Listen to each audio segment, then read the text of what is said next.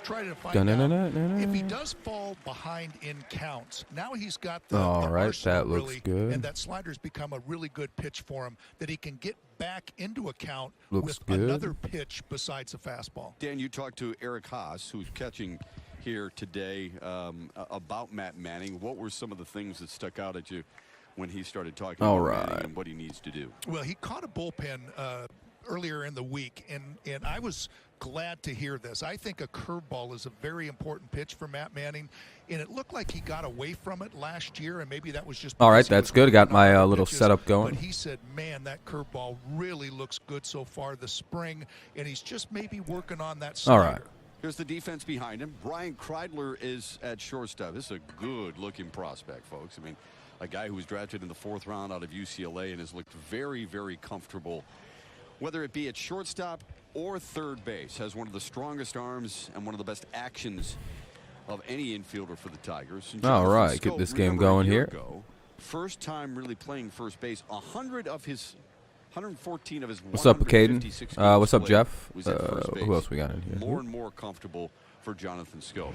Here's the Toronto batting order. It's presented by your Metro Detroit Chevy dealers. And fellows, we see a few common names that Toronto will field on a day-to-day basis with Bo Bichette and Vladimir Guerrero Jr. They bat 2 and 3. They will bat 2 and 3 most likely in Charlie Montoya's lineup during the regular season. And all they did last year was score runs.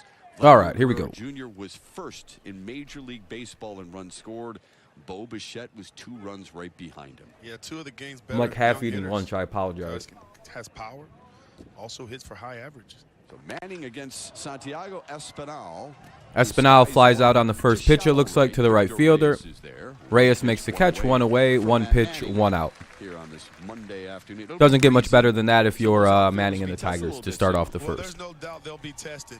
Now up is Bo Bichette and then Vlad Guerrero Jr. And you also want to keep your eyes on it. You can't take your eyes off, put your head down, and just kind of take off running. You have to be aware of where you're at, always, due to this win. Here comes Bo Bichette.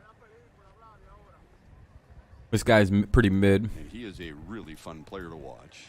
Yeah, he's mid. And an aggressive swing right away, and that's who he 0-1. 29 bombs a year ago. Gets it by Bichette there. Record for homers in a single season for a Blue Jays shortstop. I think that's to be said for every one of their hitters. I feel like they're very aggressive. Yeah, I was going to say, it seems like if that's the case, didn't Simeon also set a record for their home runs by a second baseman? Bichette did for the shortstops. That's a good sign. Used to tracking the ball, but I mean, right here in just the 4th game of the spring training, I mean. But also, I guess for the Blue Jays, that could be a worrying sign as well to some extent because they could wind out not being able to keep all these guys. A lot of times when you're taking pitches, Chip, you find yourself not getting to get that really good feel that you need to get on track and be ready for the season. All right, 0-2 on Bichette. Here in camp about taking batting practice off pitch. Had a couple foul balls here. The usual BP, but it's totally different when you're out. And fouls this one off. It'll remain 0-2. Really good stuff. Well, it's definitely different. What up, Luke? Little nerves. The guys are, you're excited. How's it going? How's it going? Back on the field, and you can just see the guys are not necessarily pressing. They're having some fun, but they're taking their hacks. That last fastball at 95. Here's the pitch. Hey, another foul ball. It'll be 0-2 still. Up to 96. In all pitches so far. It'll be nice to see what Manning can throw. I guess he's been working on adding some kind of 12-6 or sweeping curve type pitch to his repertoire, which would be quite helpful. Especially because the guy really just didn't have a strikeout pitch last year. He'd be in these counts all the time, and there's the curveball. Looks like a 12-6 variety. Pitch too. He knows he's way ahead in the count. Doesn't want to necessarily. 1-2 now on Bichette. After seeing those high fastballs, he's saying, "Okay, was it a curve? Start that curveball at that same That's what I thought that was. Those previous fastballs, and see if he could get Bichette to chase." If you don't have a consistent way to watch baseball and you don't live in the Tigers market and you really want to watch Tigers baseball, like you live in you don't live in the United States. I'm pretty sure if you bought MLB TV, you'd be able to watch the Tigers in most games. Learned a lot, not only about living in Canada, that's right. About himself. It's not America, but I know you're not in America, so You might be in the Tigers market though. I have no idea how it plays out. I would look around and see like if you actually get Tigers games, because for a year I think it's like some phone companies give it away for free, the service of MLB TV. So you could look into that and see if you have that, but I think it's only like $100 a year. Just depends on if you would rather watch like, you know, the bootleg stream. See, like I would almost pay for it if they showed home market games, but they don't show home market because of TV rights and TV deals and contracts. First 2 hitters of the game, it's been fastball. Is this just a little respect? Like, okay, maybe I'm not going to necessarily come, you know, with a fastball. Maybe one of my secondary pitches, or he's saying, no, I'm coming right after you. Then I got a Phillies. Oh, it's Detroit. Yeah, it's only out of market games. Yeah. First pitch. You might be fucked on that one. Right, Castro out, and a nice that'll be 3 away. Good first inning for Detroit. I have to mute the audio because it's going to commercial break. 3 up, 3 down. Pretty efficient inning. He threw 11 pitches, it looks like. Yeah, 11 or 12 pitches. Yeah, 11 pitches, 9 strikes. Very efficient.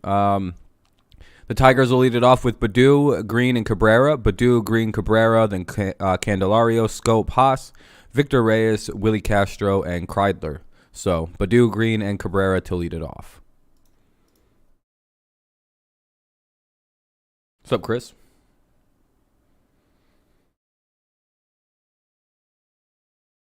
Yeah, that's how I am too. But it's like it seems like there's nothing really like legit way to do it. And that's kind of on baseball. They need to drop that shit. Like their viewership would skyrocket if they allowed home market teams to like.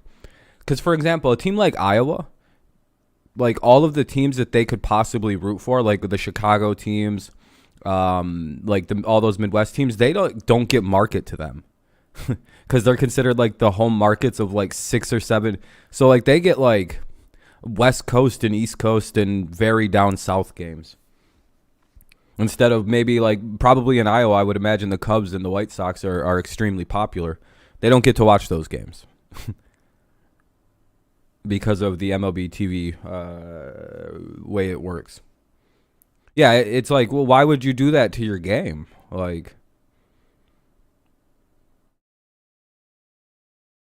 you know, just let people stream it. The NFL is a lot better about it.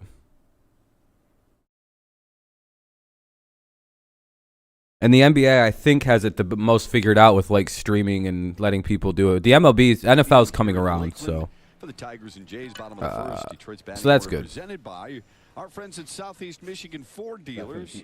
We take a look at it, and Riley Greene will bat second. He has been fun to watch offensively and defensively. Really looking forward to the insight from Dan and Simo on Riley Greene's projection. Jamer Candelario bats fourth. First Tiger to lead the American League in doubles since Miguel Cabrera in 2011. And right behind him, exactly, Luke. 53. Sorry, I'm finishing up a grilled cheese. I like to eat second most in the American League. We will have some fun. Pepper jack grilled cheese sandwiches are really good. A little bit later on in spring to see who fits where, because there's a lot of different options, knowing that there's a number of guys who will be viewed as regulars not in the lineup. Baddoo into the right field corner and down. That'll be 2. His speed. He wants hey, he's taking the turn. And he will cruise in. Lead off triple for Akil Baddoo. Let's go. Seems like to me Akil Baddoo is already in season form. Talking with Kubal, the hitting coach, he was talking about how he's just ready to hit. He's simplified his approach. Anything over the heart of the plate, he's barreling it up. And guys, we know he can do this. He can pick him up and put him down. And that's one of the reasons AJ love him at the top of that batting order as well. And that's the thing, yeah, at the top of the order, it's instant pressure on that pitcher. I mean, he can do so many things. He can hit for power, do that exactly right there. Now you got a runner at third base with nobody out, steal a base, infield. Yeah, I was gonna say it's probably diehard Blue Jays or like the teams on the border. Against Alec Manoah. Yeah, very nice triple. Nice to see it. He's looking like he's ready for the season to start here. He's in the clubhouse today talking with a lot of the veteran players, Robbie Grossman in particular. excitement. Here's Riley Greene with an 0-1 count. Hopefully he has something. His skill set. He's talked about him. 1-1, bit inside it looked like. Quality at bat, putting a lot of pressure. Mariners. I would say there's probably Twins fans, just depending on where you're at in Canada. That's one of the things that I don't know actually. They kind of suck. And I think we all do. You love the fact that he has power. He's a patient hitter in the batter's box. 2-1. He does. He's very quiet. That's the rule. Yeah, I would imagine more out west. You probably see a lot of Mariners people pop up, especially in like Vancouver. He's not heard. Seen and not heard. Seen and not heard. But his play and the way he goes about his business, his approach and his preparation is that of a veteran player. And you love to hear that. Lots of Packers fans. Yeah, I was gonna say that makes sense. Just because it's like, and probably a lot of Bills fans too. A bullet to center. And a diving Oh, what a catch! That'll get the run in, but what a catch in center field. So good, good sack fly by Riley Greene, but also really good play in center field there. Really good at bat there too by Riley Greene, knowing exactly what he Good has job, to do. good job. Now up is Miguel Cabrera with nobody on, 1 out, and a 1-0 Tigers lead. Big part of the field, takes a couple pitches, gets something he can handle, and he hammers this ball to dead center field. Gets robbed there, but again, it's about the approach. He gets rewarded, and he drives in the Tigers' first run. I think that's one of those tougher pitches that's up in the strike zone like that. Wow. Colts to Matt Ryan to the But, Colts. you know, I think go I down the said line. something He went about that. directly back to third base. So I'm going to score anyway if that ball is down, but then he ends up tagging up and scoring. The at-bat itself, you know, you're in a 2-1 situation. The pitches that he's taking, we get wrapped up in the game, the pitches that certain players are hitting, but you guys always look at the pitches they're taking too. Yeah, and that what was impressive to me, Shep, in that at bat. Manoah threw him a couple. Nope, I may have never figured that one. Which means that he took him, and he got him. But makes a lot of sense. I was thinking about that a little while ago, that maybe Matt Ryan goes to the Colts. That might actually be the move. 2-0 count for Cabrera here. I consider myself a Jays fan just so I can have a team, but I don't really watch baseball. There you go. Jays are a pretty good team to mess with. But yeah, apparently the Falcons and the Colts are pretty close to a trade that would send Ryan over to Indy. It's 3-0 to Miguel Cabrera. Boy, Dan, we had a really Don't nice really know what the sit-down Falcons with are Miguel doing, but Cabrera you know, the other day, didn't we? He it's was- finally making a move. He had just a different look, a different Moving on from the feel past a in little bit. conversation with us, didn't he? Yeah, 3-0 just count. Maybe Cabrera's getting walked very, here, it looks very like. excited and, Missed low and then high likes twice. the ball club, I What up, think Kenny? is the thing. You know, you talked about What are we the doing on good likes? Like vibe 6? in the open about, Hey, we're up to you know, 7. I all the- appreciate all you the guys. players. Just if you haven't left one, consider doing so. Help get some more people up in here. But I also understand it's kind of slow right now because people have school. That'll be a 4-pitch walk to Cabrera. So many fun things to follow with 1 on, Miguel 1 out. Now up is Cabrera. Candelario. When you look at the list of players he is trying to catch, Yeah, the Tigers play-by-play guys are way better. 3,000 hits. There's not many. but And of they course, are Seattle all shit the bucket on getting Matty Ice. Some of the Yeah, best hitters Seattle's not going to be good for a minute, we'll man. see, I believe. Christopher, I'm not trying to be mean, but you guys might be the worst team next year. I mean, joining that list. I don't know what's going on. Like, it's like with Drew Lock. All right, we'll see. But Yeah, when I Drew Lock with bring no up the offensive names line, that's not good. that he will join, and you bring that up to him, you look at in his eyes, and you see the Not that maybe Drew can, a change of scenery. Sometimes all some young guys need, but like shakes his head, can't get over that he's gonna not a be change of that scenery where the offensive Those line are is really non-existent. good players, 0-1. really good list and everything, but the two that just jump out at me right You away can fear the were buzz. first I mean, two yeah, the Jays are a really Willie good team. Mays. Like, I mean, it's hard to. They could those are very two that easily win their all-time division. greats. They might be my favorites to do so. Well, then, too, guys, you also have to start thinking about, He might go to the what's Colts, his yeah. role on this team, right? He's getting a little. Yeah, and it's not even any malice towards Seattle. I don't have any ill will towards the Seahawks. It's just like, man, that's not going to be a good football team this year. This is a tank. He's a great This is going to be a bad year for Seattle fans. Holy moly. I fucking skied it. Never mind. 2 away. the bat of Candelario. No problem from Nathan And then Lewis. I also He hit that like a mile into the sky, it looked like. 500 home runs anymore, 'cause last year that was pressure. All right, see you later, Kenny. Enjoy class. Thanks for stopping in when you could, my friend. They're talking about the Hey, there we go. We're up to 10 likes. I appreciate you guys. You guys 13 rule. hits, he's a hitting machine. I think this takes a lot of the pressure off. No, I think the Jags actually have made a few moves that indicate that they're going forward. They've made a couple offensive line moves. They've added in some decent receivers. They've added in some decent help on defense. I really think the Jags are actually going to be like a 4 or 5 win team. If they draft well, they could actually be a decent team next year. And as long as Trevor Lawrence develops forward with Doug Peterson, which I think he will. Peterson's a very underrated head coach. 0-1 count on a foul ball. So Jags could be very, very good. Not very good, but they could seem like a better team. And I think that's special in itself. Over.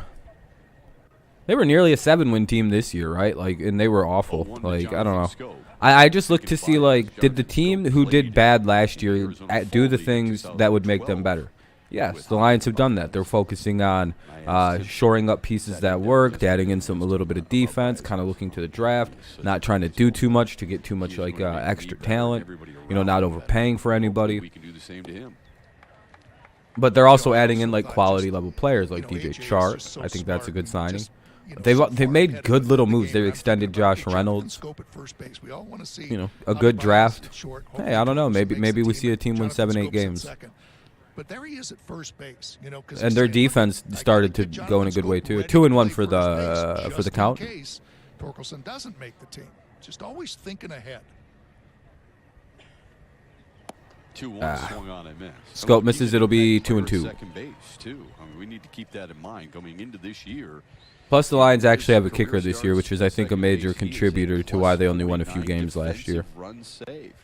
A lot of their aggressive go-for-its, I think, are solved with a kicker. The Seattle's going with Bryce Young. Yeah, probably. Who's the other good quarterback from that class? C.J. Stroud. And that'll be, they'll say Scope strikes. All right.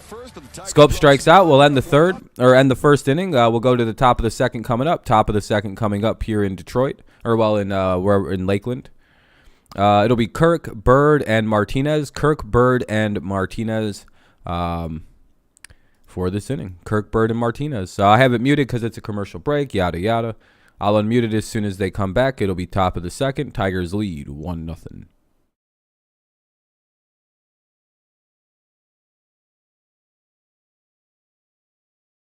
Am I a hater if I think the Chargers and the Jets, despite all of the moves they made, won't improve that much?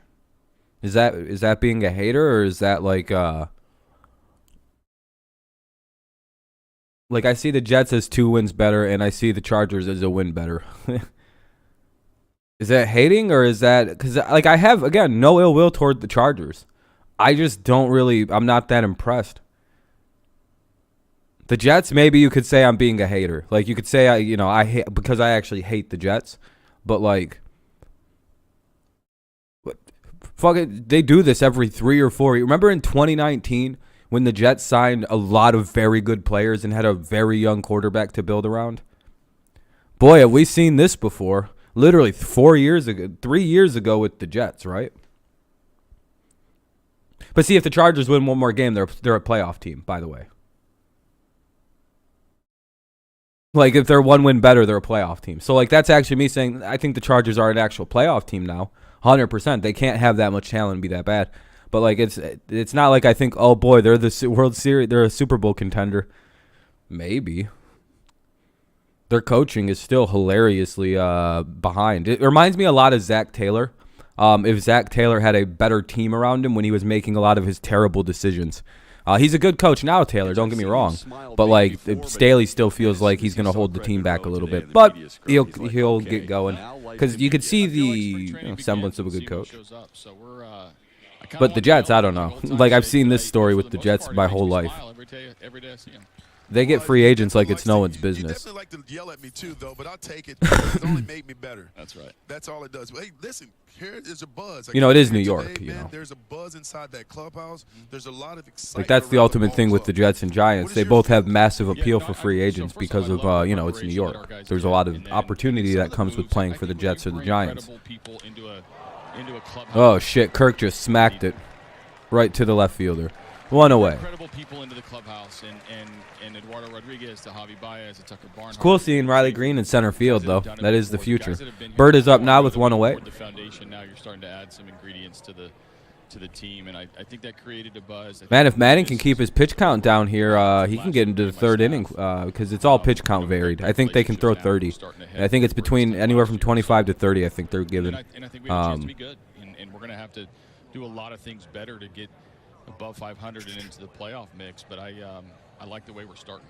Yeah, it's a little confusing with the Jays. The guy who made that play in center field, his last name is Smith. He's in the hole, if you can see on the screen. 0-1, good pitch. And just look at the demeanor on Matt Manning. 6-year contract for Trevor Story. Last year, but he had a little uncertainty to him last year. Even when he got called to the big leagues, wasn't pitching great in AAA. Was called up out of knee. Yanks signed Marwin Gonzalez. We didn't know how he'd adjust to the big leagues. Oh, by the way, did you guys hear about the breaking news from around the MLB? You know how the Yankees have a sealed letter? 0-2 or 1-2 rather, 1-2 now on Bird. You know that mystical sealed letter that hangs in perpetuity around the Yankees and how bad their sign stealing scandal was in the similar time of the Astros. You know, with electronic devices, it's the same penalty, I think, or the same thing that the Red Sox got in trouble. Base hit by Bird there, right up the middle and through. Martinez is up with 1 on and 1 out. Top of the 2nd, Tigers lead 1-0. All right, I appreciate you, Christopher. You have a good day, man. Your team is the Chargers in the AFC. Yeah, and I think they'll be good. Don't worry. I just got to see J.C. Jackson outside of New England. The young players generally avoid but yeah, it's going to come out. An appellate court ruled that the letter should be unsealed, and within 2 weeks it's supposed to be made public. So that'll be fun. We're about to find out that the Yankees cheated really bad, but you know what's going to be funny is how the MLB media will spin it like, well, it's not that big a deal. The other teams did it too. And you will hear that statement said, or they will try to change the narrative to, well, I mean, the Yankees weren't the only team cheating, so why was it a big deal if the Yankees cheated?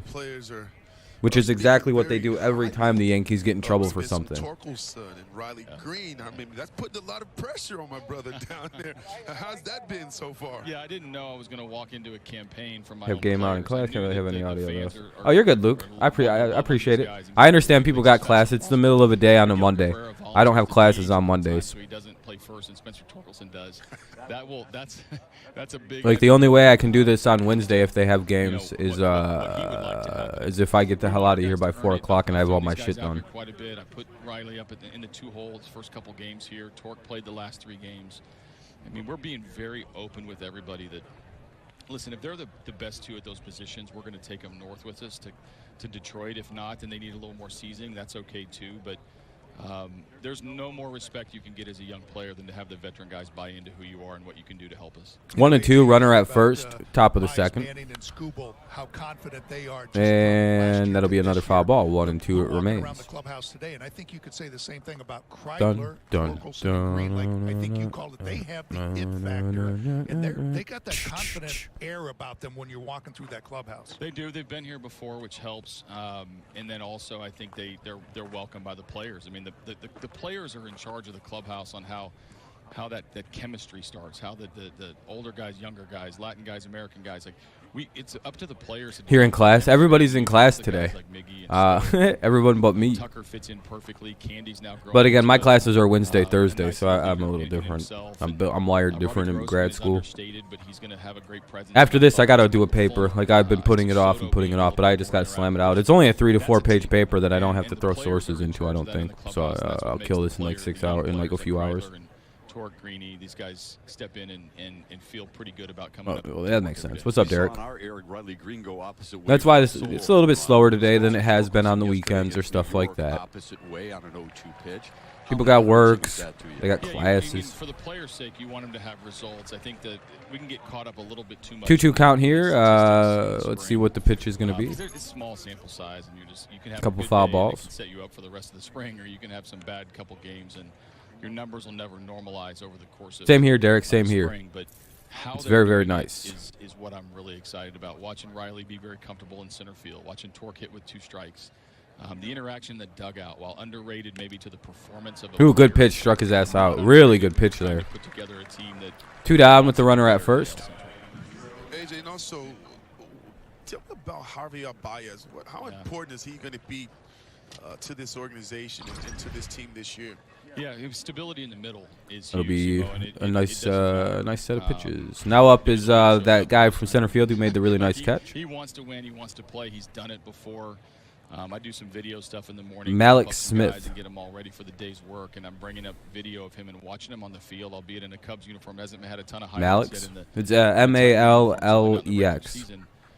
He's going to be Very unique first name. And when he walked in the building, there was, I mean, it just watched the players respond to him. The stability at shortstop. One of the struggles we had last year is I was rolling different guys in all the time, and there's something about the position of shortstop that is key in the middle to control everything, to have that the it factor, that vibe, that day-to-day reliability. And Javi's been doing it for a long time, and it'll be a show. You got to come early because you never know when the Javi show is going to take over. And Shep had a little sit down. All right, what do we got? 1-1. And he said something that stood out to me, and I absolutely loved it. He said it's about bringing some energy, but also believing in each other. Yeah.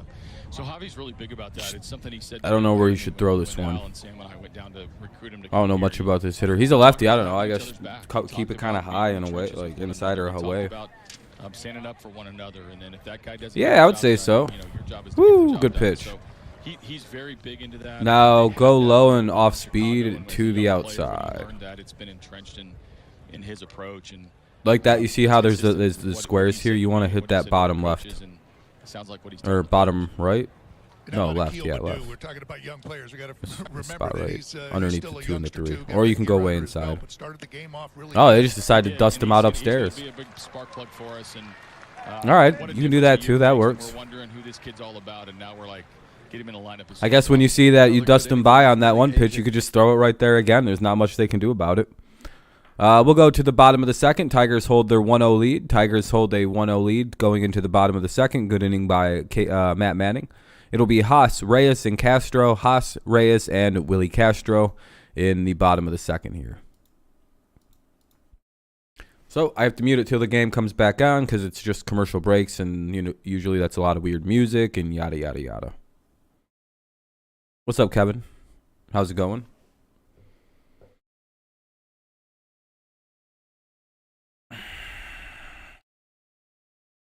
Oh shit.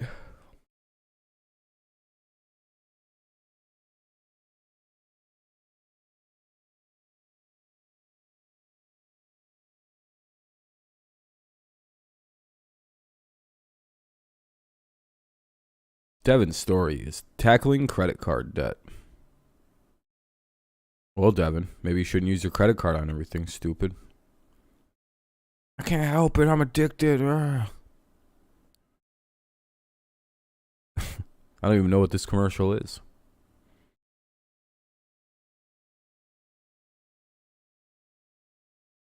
Yeah, the Tigers beat the Yankees yesterday in the top of the ninth. A 2-out rally. Tigers were able to, come back on the Yankees' prospects. We dominate the Yankees. They're our bitches. If our starters would have stayed in the whole game, that game could have been a slaughter. Our starters just kind of came out and poo-pooed all over the Yankees in the first 2 innings. And then we did nothing the rest of the game until the 9th inning. It was a pretty surreal game to watch. But felt typical, Tigers get off to a hot start, then do nothing until the very last inning. Castro due up for the Tigers here in the bottom of the second. Again, our thanks to that feels like it's not untypical of the Tigers. HAAS, then Reyes and Castro in the inning. HAAS, Reyes, and Willie Castro. He gets here around 5:30 in the morning. Bottom of the second, 1-0 Tigers lead. Here's the pitch from Manoah. Oh, I think they switched their pitcher. Goes to work. More like Dan. Manoah's up pitching now. So I'm probably rolling over, Shep, at that time. Hitting the snooze? Yes, sir. Yeah, here's the 0-1. It's quite the regimen. Yeah, fouled it off. Good contact by HAAS there. Just a bit early on the swing. 66 games a year ago behind the plate for HAAS. He played 22 in left. He was He only played in 88 designated games. hitter in 11 games. Oh, 99. And did field first base for a couple of innings last year. Ready to do it all over again this year. So he played in just under 100 games last year. Not bad, not bad. Did have that weird injury thing. Ah, good contact, but right to a guy. And Malik Smith surrounds it. Shoot. All right, one away though. Good, decent, good contact in that bat. Just just went right to a guy. It'll be Reyes up now. Victor Reyes. Reyes is involved in that fourth outfield spot battle. I was gonna say with Daz Cameron, Reyes. Hill and Daz Cameron, who has impressed, by the way. I would say right now the leading candidate for the fourth outfielder is probably Daz, and then, but like I think Derek Hill makes the team anyway. Runner, plays good defense. So hard he's worked out, and he's becoming a good hitter. He had a good second half, and I know they're hoping that maybe some of that. I guess you also have HAAS in that role though too, so it's Victor Reyes now that he's becoming a better kind of complicated. Well, he talked about the weight that he put on. He put on 18 to 20 pounds of muscle. He had an incredible winter ball. Victor Reyes put on 20 pounds of muscle. And he simply said he's catching the ball a little bit more out front. This dude just starts jacking home runs. I'd be like, well, I'm comfortable with him being the new starter over Robbie Grossman. Get rid of that old man. Victor Reyes. 18 to 20 pounds of muscle. How do you do that? I mean, I wouldn't know you. I mean, he looks jacked. I mean, his arms look huge. Protein and making sure that you're lifting heavy, maybe. Yeah. Are you saying chips and candy are not part of that that dietary Definitely not. menu? Okay, I just want to make sure. Definitely not. Why wouldn't chips and candy? What if that's all Victor Reyes ate was steaks and chips? In early December and led his team to the finals. Yeah, I don't think Garneau's making the squad either, Derek. I think they're just going to go 2 catchers this year because you don't need 3. I know we carried multitudes of catchers last year, but that's because we didn't really have like a bona fide starting catcher at any point. With Barnhart, he's going to catch most of the games, and then we have HAAS. He's just trying to throw the barrel at it, which makes him chop the ball into Barnhart's good to catch like 130 games a year. He's from the National League. He's built different. Let's just hope that it continues. So he fits right into AJ's mantra too. I'm probably even underballing how much he can catch. So like he probably can do a whole 160 games, 150 games, 160. But that's probably not ideal for a player who's getting on in age. Had some decent power. Certainly isn't getting any younger at the position. Career high in homers, but the final 49 games he was fantastic before the right groin strain ended his season in September. And A.J. Hinch mentioned that to us before the game. He said, you guys got to remember now, he had a really good latter stage of last year. Fouls it away. And perhaps his best moment was against these Blue Jays as a pinch hitter. An inside the park home run. Took place in late August. We got a 1-2 count, couple foul balls going on. Yeah, he's a great defensive catcher, 100%. Yeah, he's a phenomenal defensive catcher, which is what we need. Major league hitter in the expansion era with the go-ahead inside the park home run as he's one of the more low-key, very good signings of the offseason the team can make or trades. Slices one down good the hit. Field line, foul. Went foul. All right, it will remain 1-2 on another foul ball by Reyes. Good piece of hitting though. Smith went with it the other way. And guys, in 2 strikes, he's still going to try to let it get a little deep. But look at the hands a little bit higher. Foot gets down. But see how he's trying to get out, like the hands through that baseball and get the barrel out in front. That's going to allow him to drive the ball out of the ballpark. And again, Shep, you as a young hitter, you want to be a good hitter first. And I think Victor has made himself a really good hitter, contact hitter. The power is the last thing to come, so it will come, it will happen for him. Yeah, the hands thing exploding through the baseball was probably the one thing that made me able to hit home runs. Reyes struck out. Couldn't hit for shit. I struck out a lot, but man, when I hit the ball, it went a motherfucking mile. And you could see it was a nice little lift to the swing, like you said, trying to get underneath it, keep from hitting the ball on the ground. And that was just an elevated fastball, which is a little bit tougher to catch up on. Well, especially when it's 95 plus. That's a tough pitch to get to, tough pitch to get on top of. And again, Manoah has a power fastball with a wicked slider. So that's a good at bat there by Victor Reyes. Manoah, Toronto's first-round pick, the 11th overall selection in 2019. Wait, the teacher? After playing his college. The teacher ball just at didn't West show up. Virginia. Is it college? He was the pitcher of the year in the Big 12 as a junior then. Oh, good piece of hitting by Castro. Hey, that'll be a double for Willie Castro down into the corner. A 2-out double at least. Might even be going for 3. The relay. In time to get him. Ah, they got him. The TV didn't show it because of terrible, people on cameras, but Willie Castro gets caught trying to stretch a double into 3, which is probably not the best when you make the last out at 3rd.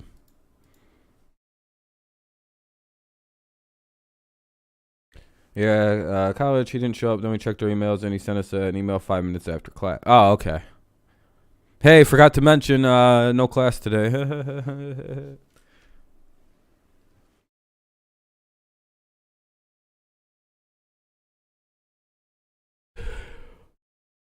All right.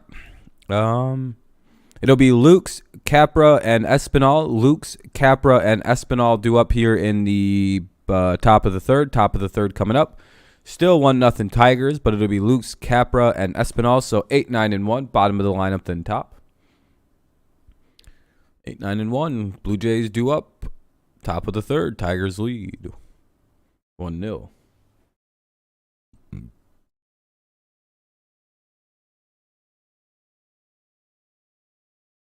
Let me see something here too as well.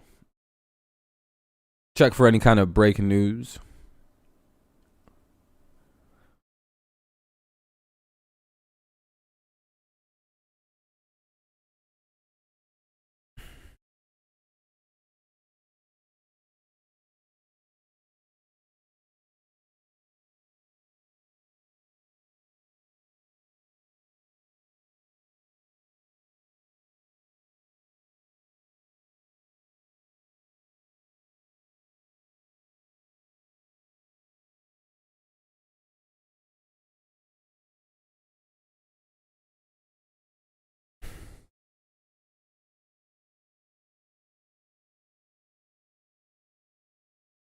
Damn, it's still commercial breaks. I was just looking at something.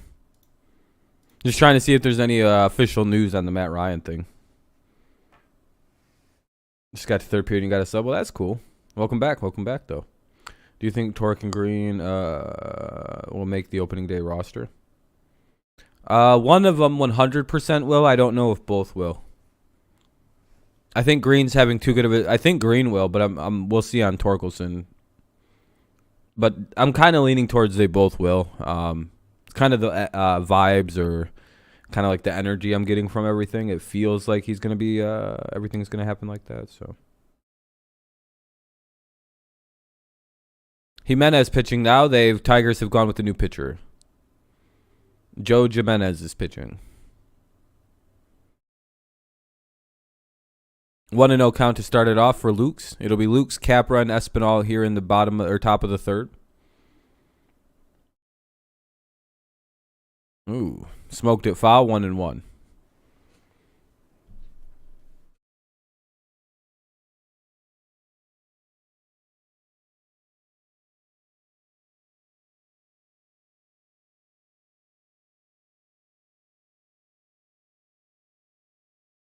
Yeah, I would say it's pretty important for his confidence.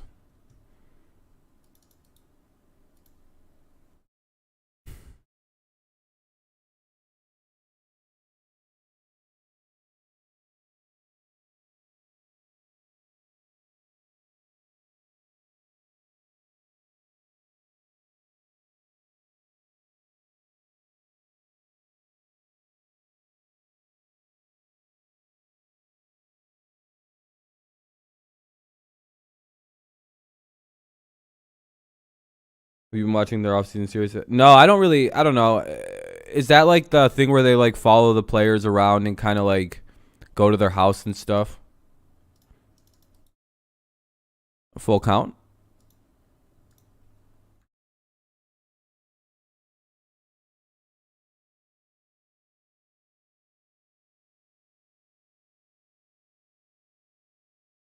I'm just doing something real quick, you guys. I apologize.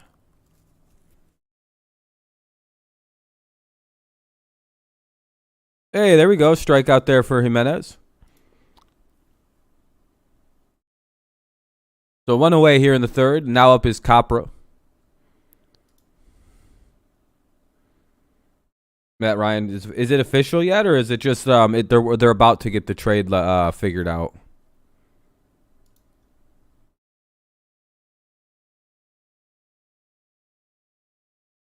Oh, that's pretty cool.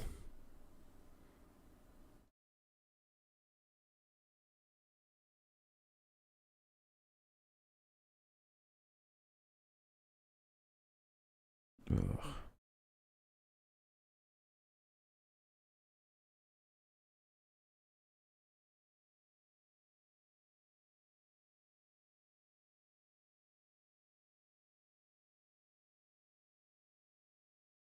What's up, Max? You think it's official now? It might be official now. I don't know. It's one of those trades that's pretty well expected. You know, the Colts were looking for like a veteran upside starter. They have money they can spend. 2-1, by the way. Makes sense, right? Doesn't seem too crazy or anything like that.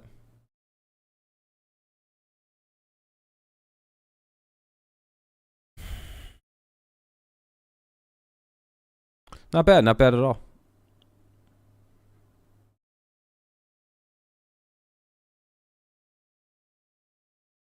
Yeah, I guess that makes sense. He wants his someone they can work with. I wonder what they're going to do at quarterback. Are they in the Baker Mayfield market? Are they looking at guys in the draft, maybe trying to angle their way up a board a little bit now? And the Tigers walked the 9-hitter. Now up is Espinal with 1 away. Seattle is the favorite for Baker. Ugh, God, that's bad. Yeah, Matt Ryan it sounds like it's about to happen or is going to happen within moments. But apparently it's like one of those trades that, like, since it's out to the media, it's probably going to happen. Oh, it's official. Atlanta gets a 3rd-round pick back.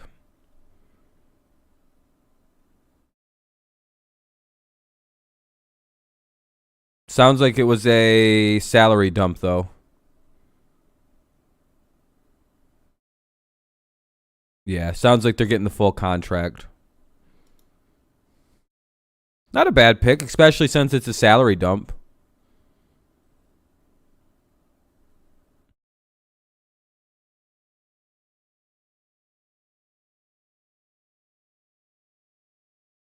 And, oh, come on, Willie.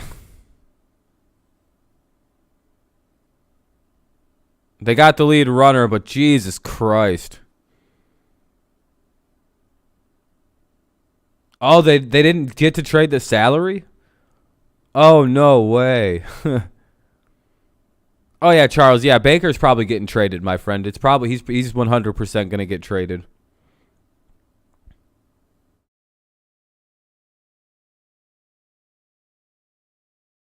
Is that the guy on the starting roster? I don't know. Or on the depth chart? Castro, come on.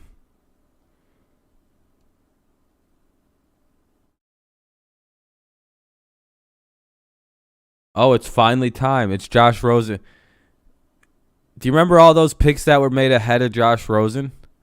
Well, guess what? They're finally about to suffer. And everyone's about to understand what he said that day. Press 1 if you're a Josh Rosen believer. I have to mute it because it's going to commercial break. Tigers were able to get over past the air.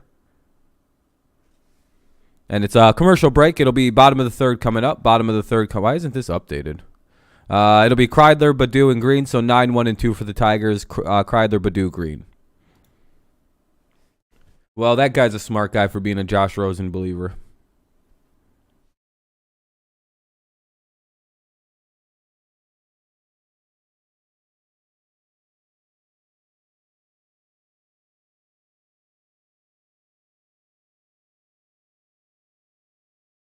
Or did your owner pay the team to lose games on purpose? I don't know what to believe about the Dolphins. They I think they were losing on purpose. I know it's crazy, and only the Eagles are the only actual team that's ever lost a game on purpose. That one year against the Cowboys, or against Washington. But like, I'm pretty sure the Dolphins purposely lost a lot of games that year.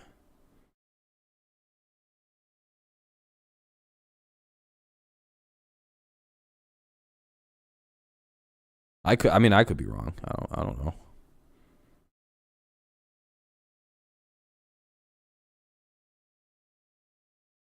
Yeah, when you guys secured the number 1 pick or number 2 pick, you secured a top 5 pick. Yeah. I think the Falcons are in the green zone now. They finally have decided to move on from their past. They've excised their demons. They no longer have the DNA of the team that choked all their wins away. They can begin to heal.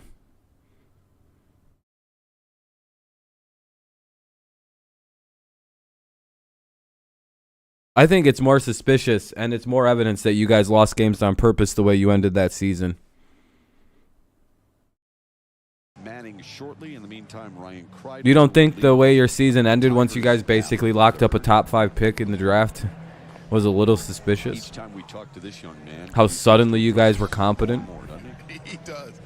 Just listening to him talk today in the clubhouse, I don't the know. confidence, the adjustment that he's already made from getting drafted from the lower level. Again, I think most teams tank. I think that's a very common thing. I don't think you're supposed to get caught tanking. Like, you know what I mean? Like, you can tank, just don't get caught doing it. To put in the work, and the results are there.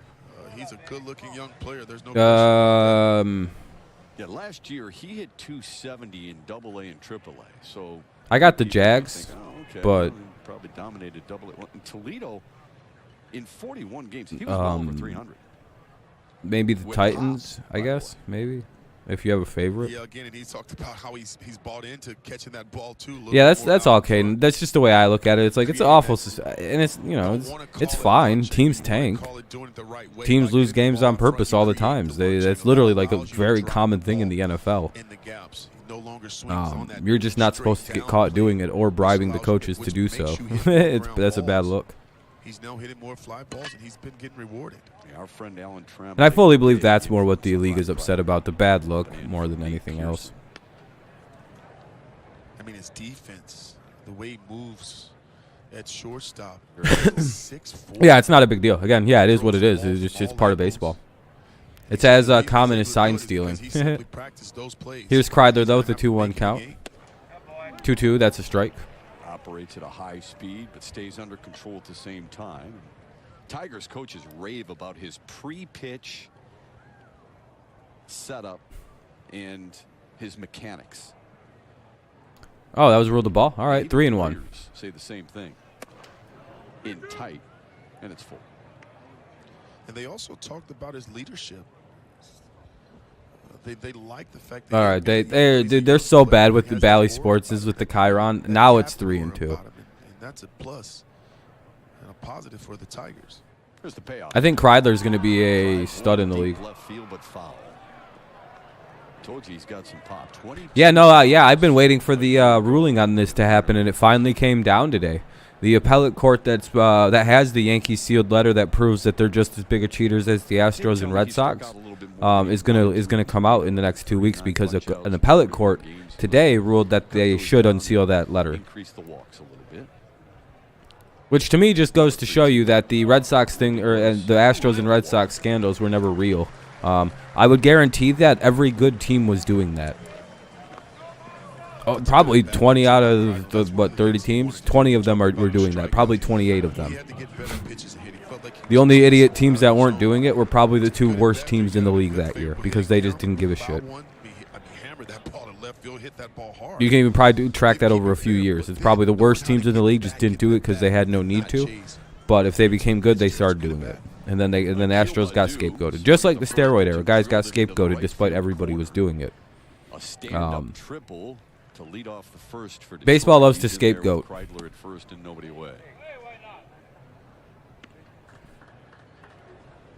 first question I asked. Unless it involves defense, and then they just give it a pass and just pat it on the back and go, "It's okay, sweetheart. You're doing your best." Here you go, Garrett Cole. Here's a big lollipop that says, "I'm doing my best." Duh. Yeah, you could have suspended like 50 pitchers last year, and they didn't, which is horseshit. They suspended a bunch of hitters. They winch hunted hitters. They made up fake lists and went after shady Balco reports from steroid dealers and shit just to bust these guys. You could find the list of players who went and contacted scientists to make them these fucking goopy spider tack contraptions or material. You can track these people down. But no, they didn't do that. They went on a full witch hunt on these goddamn poor hitters because they did the same thing that pitchers did, but actually spider tack and all that shit, way worse, way more helpful and beneficial than steroids. It's really not close. It dwarfs the impact steroids had for pitching. Like the equivalent, there is really none. It just makes pitching better. There's no way around it. Steroids don't necessarily make hitting better. But spider tack legitimately made you a better pitcher. It added rotations onto your pitching. It added miles per hour. It lets you grip the ball longer and better, harder, which creates better pitching. Hey, good hit by Badu. Seeing guy single there. Gets the runner over to third. Oh, it's foul. Yeah, cheating again. By the way, this whole thing, and you know what the worst part about the fact that the Yankees are going to get caught and a whole bunch of other teams are? The way that the MLB media is going to spin it is it's not that big a deal that teams steal signs. Like, you're going to hear that a lot, that it's part of the game and that it's not that big a deal that the Yankees did it because everybody else was. That's what you're going to hear, and that's how they excuse the Yankees' participation in things like this. Meanwhile, the Astros got everyone suspended. Badu strikes out. Astros got in all kinds of trouble. Yankees won't face a fucking lick of trouble. And they won't even be publicly admonished like the Astros are still today, which is gross. A sacrifice fly in the first. It wasn't your especially by Yankees fans, which is hilarious. Can't wait to find out what the Dodgers were doing. Oh, that'll be such sweet justice. Really nice play on it. Got a nice jump. Good piece of to find out that baseball teams are stealing signs like they've been doing since Little League. I, for one, am shocked and appalled. Come on, what are we doing, Kreidler? You got to steal that a little better. Good read by the catcher there. There's 2 away. Tigers get caught stealing. The count is 0-1 with the Greene up to bat, and Kreidler stumbled out of the steal. I think he stumbled out. Oh, that's what got him. He slid off the bag. Oh, okay. So he actually had the base stolen, but he slid off the bag at the end. Okay. 0-1 to Riley Greene. I really hope the Dodgers get caught doing some stuff like that, Caden. What's up, Dawson? When you come to camp and you have as much hype as Greene and how you doing? Have had, at some point you would think veterans would 1-1 count for Riley Greene. 2 outs, bottom 3. 1-0 Tigers lead. Oh. Openly rooting for where was that? That must have just hit the outside corner. That was pretty far out there. Yeah, I figured that wasn't a strike. They're both really good players. Except they're mature beyond their years. Yeah, you guys got a great team. I see you guys as what the Tigers will become in a couple years. I think there's a alarming amount of similarity between the Blue Jays and the Detroit Tigers. The Tigers look like the Blue Jays a couple years ago, and the Blue Jays look like a team the Tigers will develop into. In my opinion. Oh, what a pitch. Oh, that was filthy. Oh, God, that's annoying. Hey, Riley, welcome to Major League Baseball. That's a Major League curveball, and it just fucking sat you at. Woo. Well, Riley, that is what it is. That was Nate Pearson pitching. Yeah, well, Mr. Riley, that's called a Major League breaking ball, and your ass just got. I don't think you've seen one of them before, young man. That sucks. I mean, Riley didn't even argue. He literally, his knees buckled, and then he looked and just kind of nodded and walked off the field like, damn, that was a different pitch. I think it's one of those things where until you see something like that, you have no idea how you're physically going to react to something that looks like it's coming right at you, and it's not hittable. And then you see, oh shit, it's a breaking ball.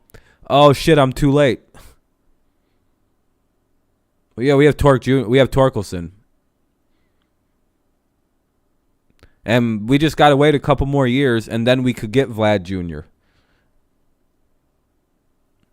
Now, Blue Jays have to understand that Vladimir Guerrero Jr. isn't even an exclusive person or an exclusive title. Vlad Guerrero has like 4 more sons who are all very good at baseball, just like Vlad Guerrero Jr.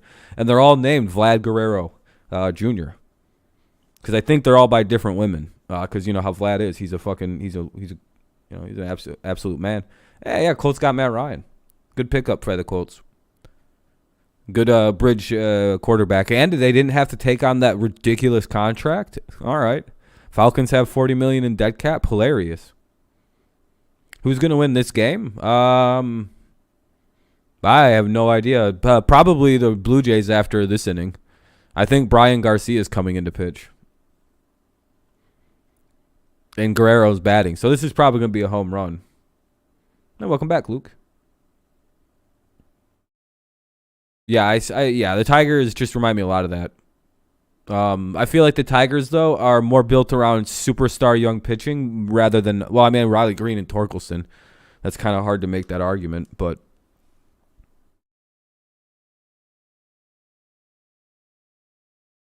Hold on, I'll show you something. It's hilarious. Trying to climb in the AL Central after finishing 4 a year ago. Vlad Guerrero. Season favorite again. Each team has made some different improvements, especially the Tigers, one of the more improved teams in all of baseball a year ago. And a lot of that. Oh, one of them is named Vlad. Okay, there's another. Okay, Vladimir. It's there's Vladdy Miguel.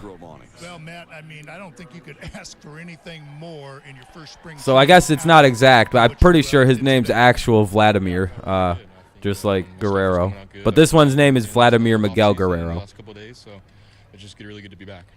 There's Pablo. Okay, I was just being silly. But I remember hearing about Vladdy, and I was like, wait, is that short for Vladimir?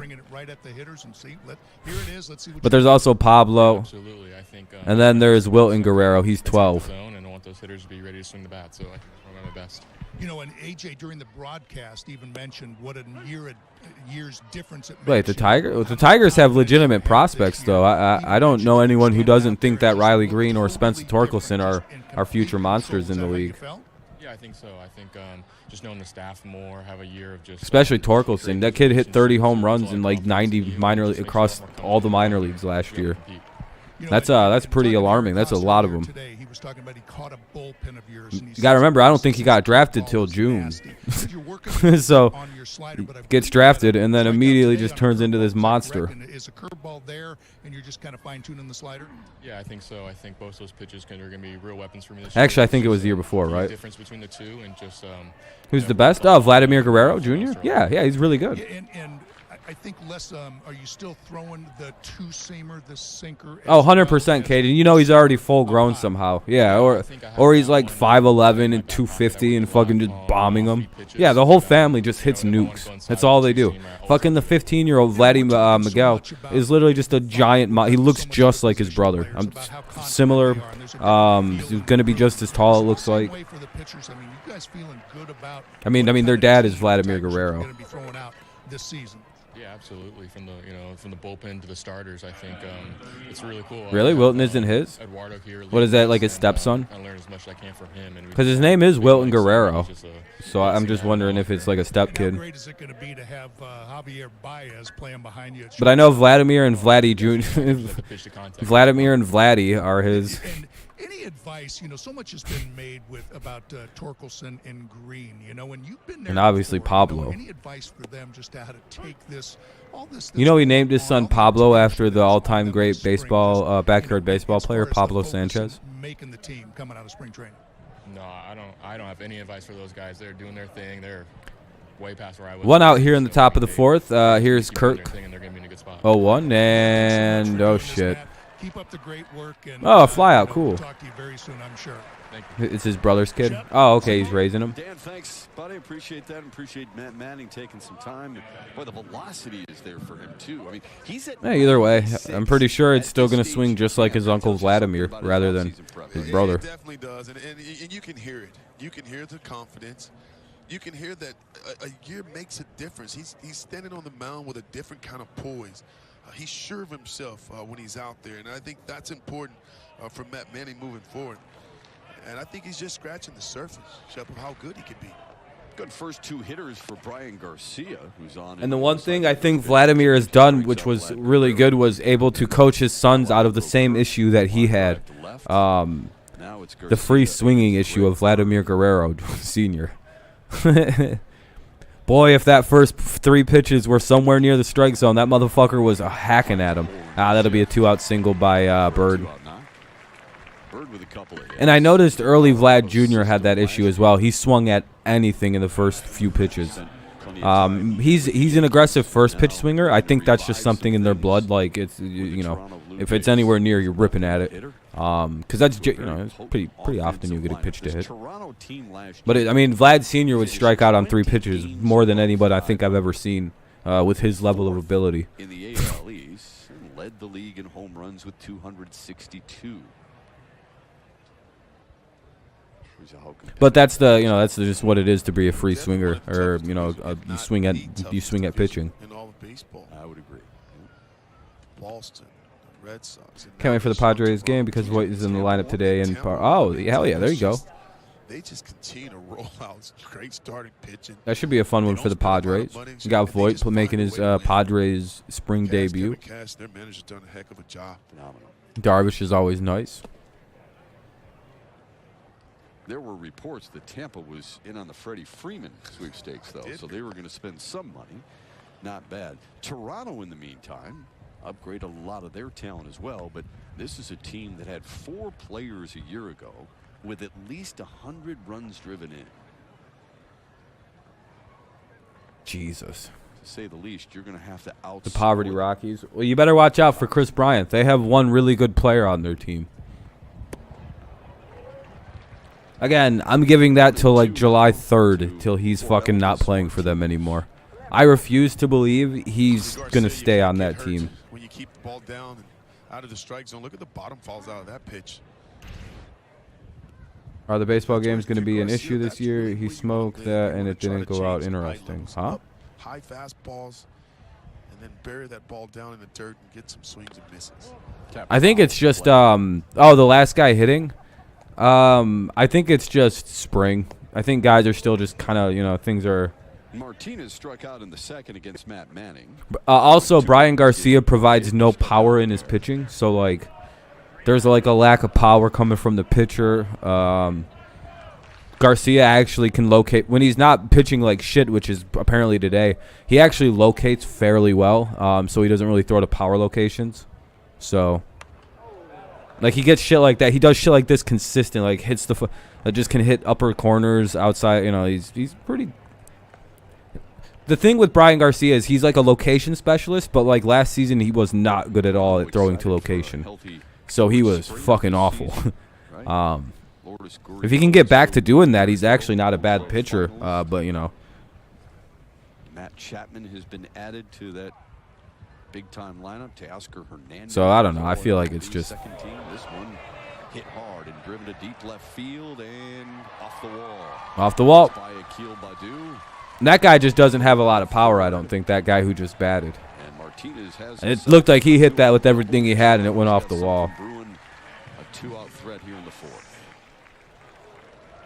That was Martinez that hit it. Got himself a pitch up. Is he a catcher? His ball up and out over the plate. And this is the pitch that. No, that guy's like a big guy. What the hell? Like to keep that ball down and out of the middle of the plate. Oh, he missed a home run by like 5 feet. Recovers and gets the ball back in.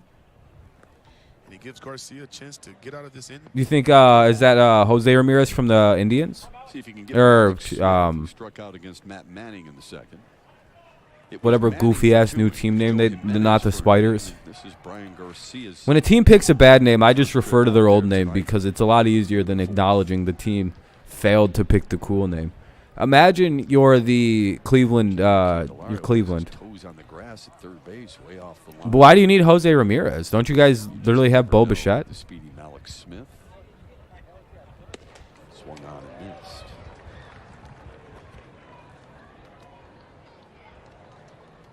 Yeah, I know they're the Guardians, but like they could have went with the name the Spiders, called Sony up, and worked out a partnership to make Spider-Man their like. Smith with time in Atlanta and Tampa. You know what I mean? Like how they already have the colors to be the Spiders. They call up Sony and work out a deal.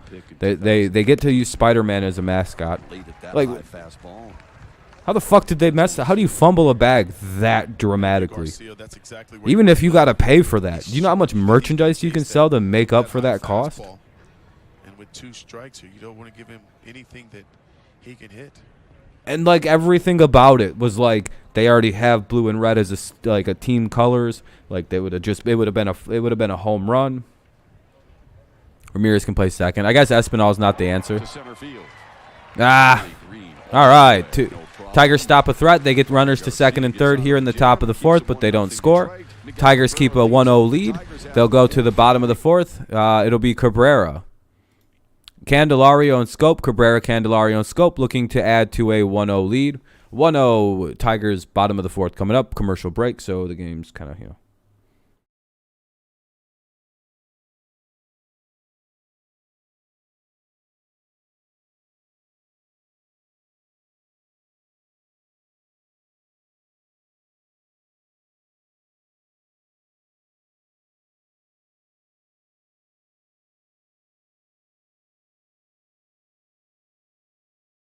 Commanders is pretty bad too. Yeah, that's the worst one. Mainly because it just doesn't fit into like a pro sports team. If they'd have gone Red Wolves, they'd have so much cool shit. They'd be the only like team that's like named after a dog in the NFL. Toronto top shorts pro. Okay. So it doesn't sound like you guys are really needing middle infielders, right? Wait, Luke, I thought that was never going to end, all the masking stuff. Huh? Oh, you mean once things seemed like they were finally coming to an end, naturally? All those mandates and restrictions have gone away? Isn't that crazy? It's almost like it was they were temporary.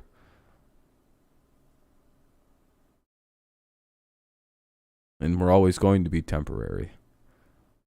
It's always been the logic line we've gone here. It's like, well, yeah, those things suck, but like they'll probably go away pretty soon, and they eventually. Yeah, I'm being a facetious asshole because I was told by several people that those would never end and that we'll be muzzled up for the rest of our lives. It's like, not really. My college literally just dropped their face mask restrictions. Like you don't even have to wear a mask anymore unless you're directly in a classroom, and that's because like we have like there's some sick people and the teachers are old. Or professors, rather. So they're doing that, but like in the hallways, in the dorm rooms, none of it, like dorm halls. And yeah, Guardians is a terrible name. If they'd gone with the Spiders, that's an objectively cool name. You know what I mean? Like if you pick a team name and it's objectively better than the old name, then yeah, we can go with it. Also, Cleveland deserves to be made fun of more for losing their team name. Because had they gotten rid of the fucking racist-ass Chief Wahoo thing that they had for, I don't know, since the Indians have asked since the 1970s, the actual groups that should be offended by something like because like you can't have that. Like what the hell was Chief Wahoo? Like that's genuinely offensive horseshit. And the actual groups that were upset, actual Native American groups, said, hey, we want to work with you guys so you guys can keep this cool identity. We kind of like this identity you're forging. But why in the hell do you have Chief Wahoo?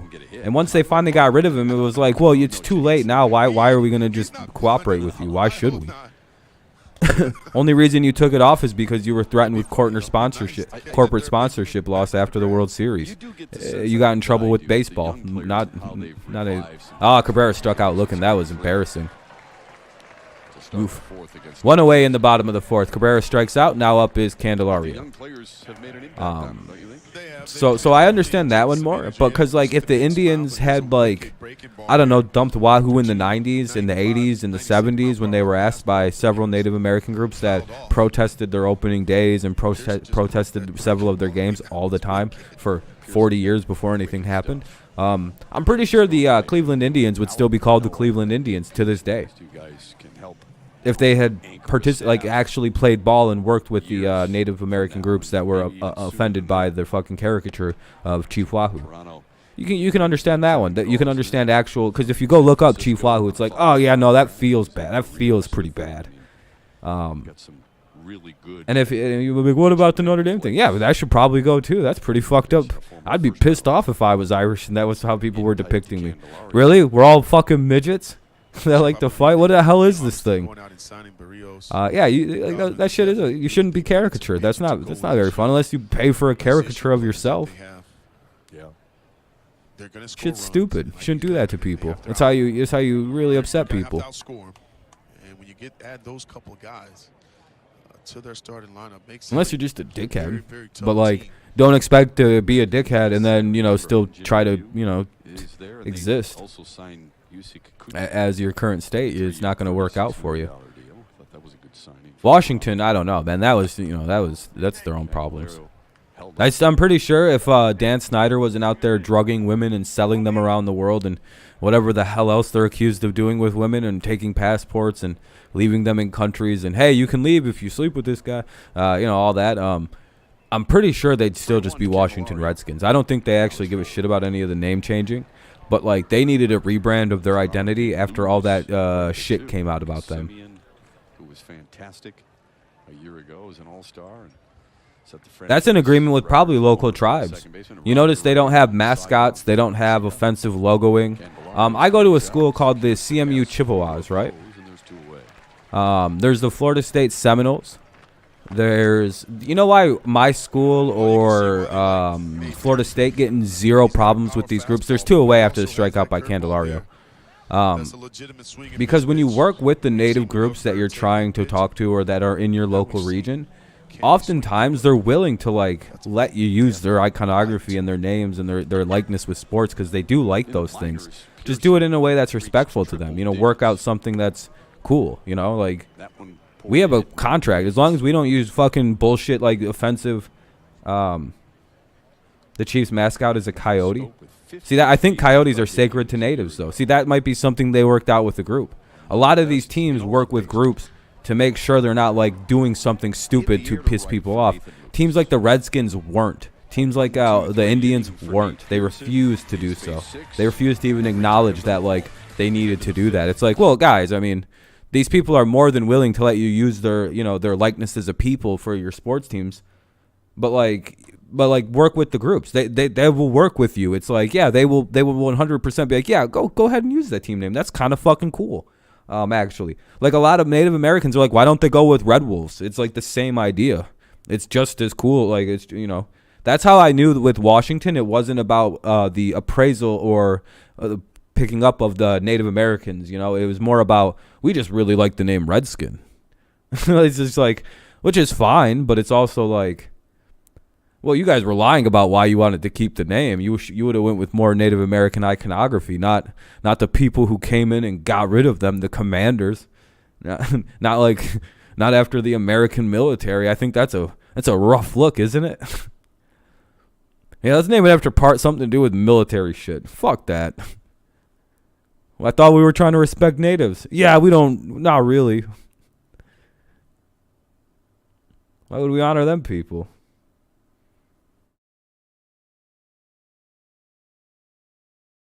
And there's 2 ways to interpret Redskins, right? It could be literally because some Native Americans tend to have this reddish tint to their skin.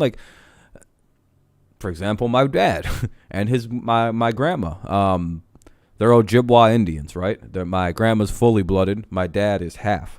My grandma actually had to run away from one of them residential schools when she was 14 and got pregnant with my dad because of that at 14 to avoid having to go back to that fucking school. So there's my dad.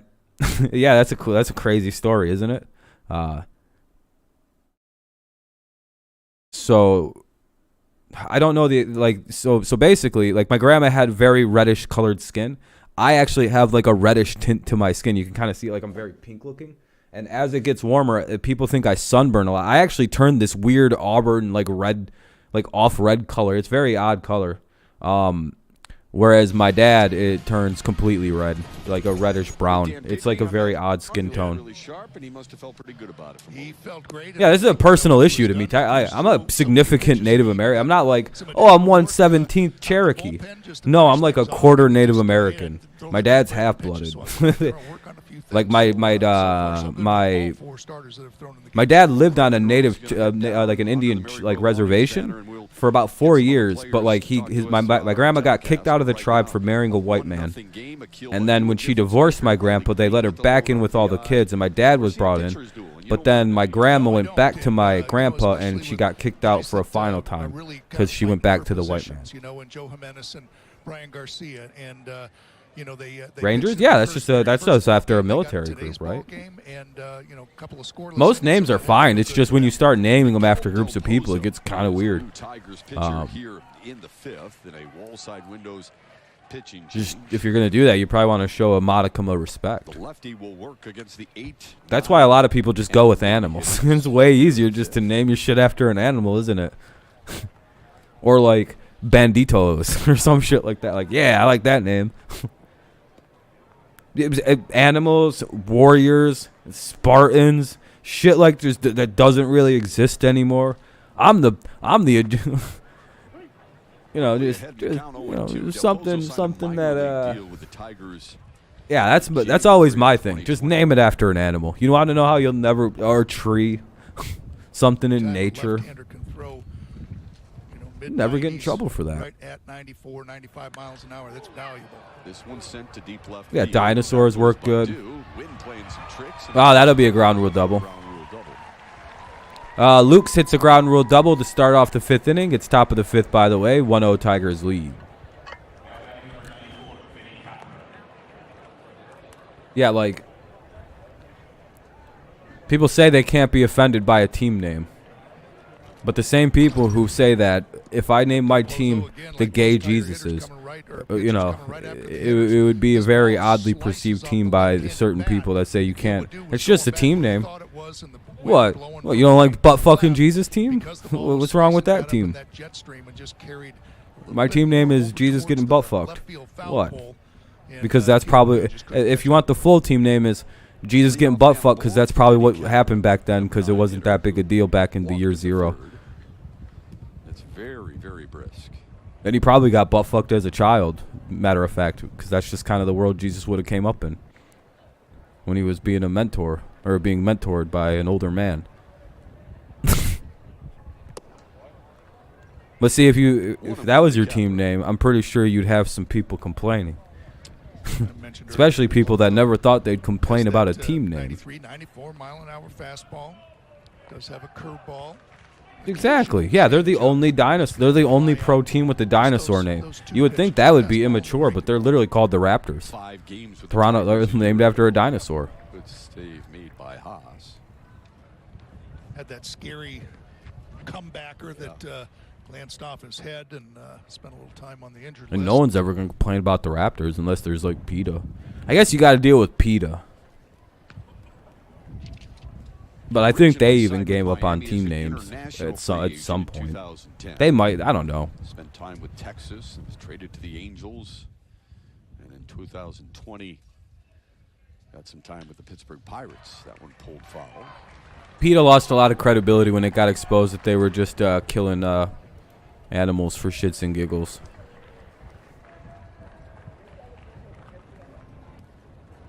Fascinating topic with A.J. Hinch before the game today about the number of men on the roster before opening day. Tigers will open on April 8th at home against the White Sox. Runner at second, 2-2 count for Cabrera. For the Tigers, he's the opening day. Del Pozo's the pitcher. How many bodies will they have? Oh boy. On a soft hop to Ryan Kreider. That'll keep the runner at second. One away. One away. A.J. Hinch, I think, is petitioning for 28 to start the year. Like 14 position players, 14 pitchers because of the shortened spring. ASPCA, yeah, I think they don't operate kill shelters like the PETA does. PETA has no problem putting animals down. ASPCA, I think they operate a bunch of no-kill things. That way, people don't, animals don't get their asses murked. Yeah, just nature. Red Wings, Tigers, Lions, Blue Jays. No one's going to get pissed off with these names. The Angels. California has the most like religious team names ever, it feels like. The Padres, the Angels. 100% sure about some people, so you say, okay, I can take these guys and get an extended look at them. The roster right now at 26 for teams. Pretty sure Padres is related to like a religious, like the Friars. But a good job by like a patrician, or I think that's literally what they call them in a foreign language. I think like a Padre is actually literally like a religious leader in a different context. Keeps it in front of him right on home plate, gets up, gets rid of it. I think it's Italian, even. But just the good break to allow the runner to get over to third base. That now allows Spanish, Italian, it's fucking all very similar. Just a weird variation of Latin. Just like he did last year, even though it's a spring training game, he likes to put pressure on the opposition. Apparently, if you learn like Italian, you can learn all the other languages that are directly like Spanish and all that really quick. A lot of commonalities. So we're going to do it during the regular season. For example, I have one of my cousins learned Spanish most of his life, and then he picked up Italian. He said it was one of the easiest things he's ever done. Just because it's literally, he's like, there's barely any difference. That'll make it 1-1. Runner goes to first on a RBI single. It'll be 1-1 tie game. Top of the fifth, tie game. Now up is Espinal. Yeah, just the 3-0 count from Del Pozo. So you know he's going to throw a fastball. Del Bozo knows that. Gets it up and out over the plate. Doesn't try to do too much with it. Has the big hole over there at second base. Gets the barrel of the bat on it and drives in the run to tie the score up at 1 apiece. Bo Bichette stands in for the third time today. A couple of ground outs for Bichette. 1 to second base and 1 to third. There's a good breaking pitch from Del Pozo. Yeah, losing weight's a good thing, I would say. Really, he lost that much weight. That a little bit better. Sheesh. In the air to center. Big man trimmed up. Greene tracking it. That'll be the second out of the inning, and I think the runner will have to hold over at first. And runner at first, 2 away of a tie game in the top of the fifth. Now up is Vlad Guerrero Jr. Bichette flies out. What's up, Tristan? Vladimir Guerrero Jr. Second in the MVP voting a year ago to Shohei Ohtani. Guerrero Jr. received 29 of 30 second-place votes. Wow. You know who got all the first-place votes? He was they were talking about the Triple Crown. He was having Shohei Ohtani. Boy, I hope he doesn't just win the MVP again because of, pitching and having decent numbers. It's like, well, all right, like he's got to do better this year with the numbers in order to win a back-to-back MVP, right? Like he can't do worse pitching and worse hitting and people go, well, no one's doing both. He wins again. Because that would, I'd be like, oh, if that's the only reason he won MVP in the first time. On base percentage, slugging percentage, on base plus slugging, and total bases.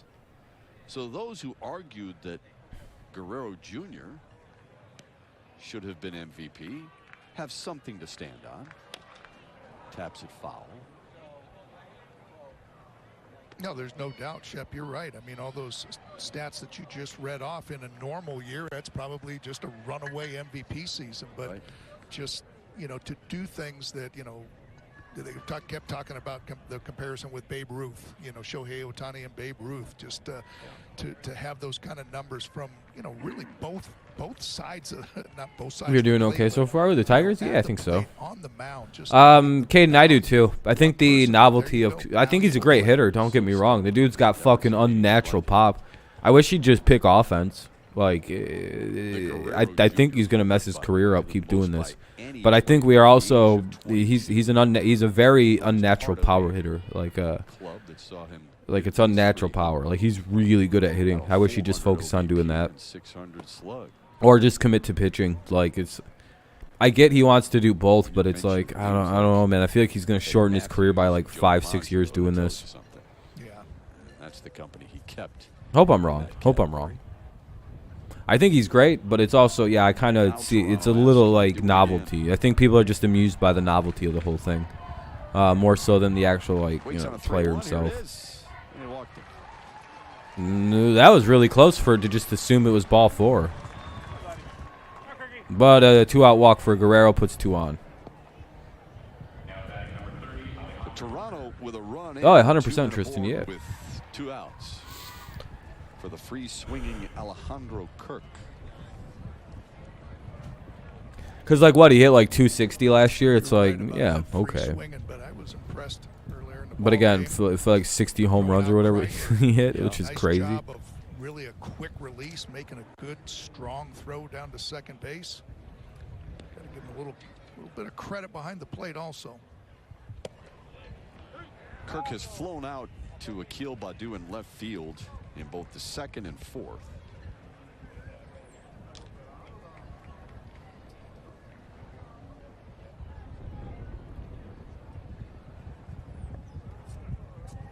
Kind of see the difference, Shep, here when the pitchers don't quite have the command as we saw Matt Manning and some of the others. When you're falling behind constantly, that it starts to drag a little bit.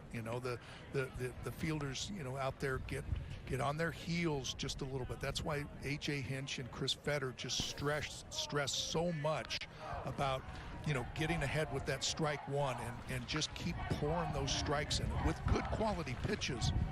But when you're constantly behind and throwing pitches in the dirt, a lot of breaking pitches in the dirt, just need to get that command. Leverage counts is what they want. This one sharply hit and a nice play by Candelario just to knock it down and save a run. All right, that'll keep the bases loaded now. Uh-oh. For Greg Bird. We need something here. Bases loaded for Bird. 2 outs in the top of the 5th. Yep, and behind again in the count.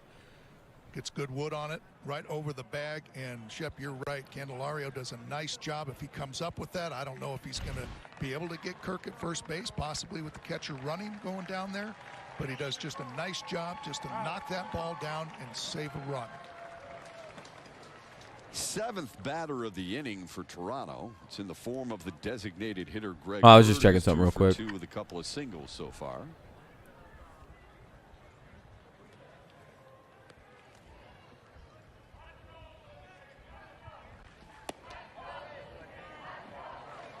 Bird collected the only hit allowed by Matt Manning in the 2nd.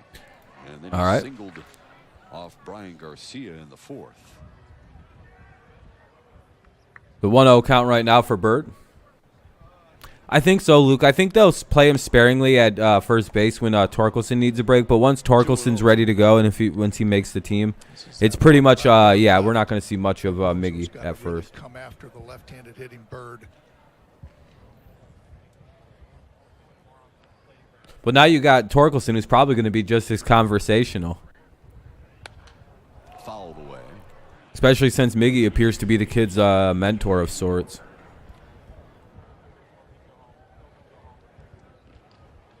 Bird was New York, the Yankees' 5th round pick in 2011.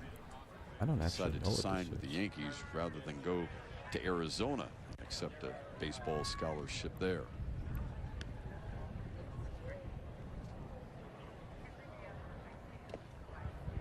It's now 3-1 to him. Bird was actually drafted as a catcher. Moved to first base soon thereafter. All right, we got a 3-1 count. This isn't good. that good hitters. Sorry, guys. I'm just checking a few things. I got to kind of be paying attention to a little bit. Here's the 3-1. Lost in ball 4. Walked in a run. Not good by Del Pozo.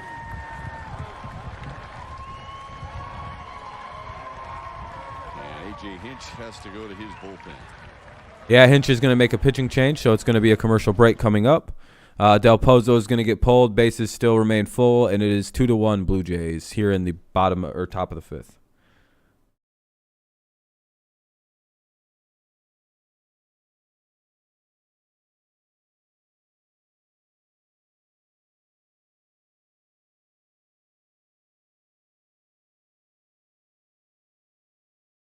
All right.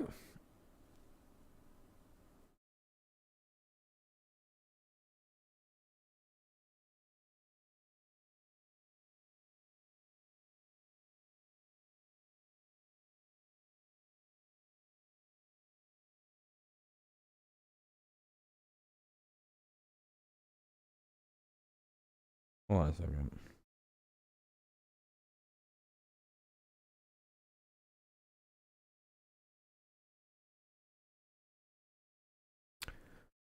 Winston staying. Oh, Winston signed with the Saints. Yeah, that makes sense. I figured he was going to wind up staying there.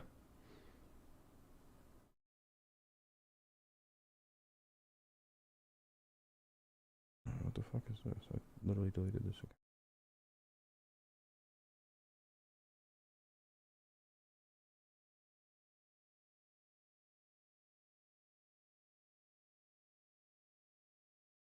Ooh. Well, is there any kind of word on the contract?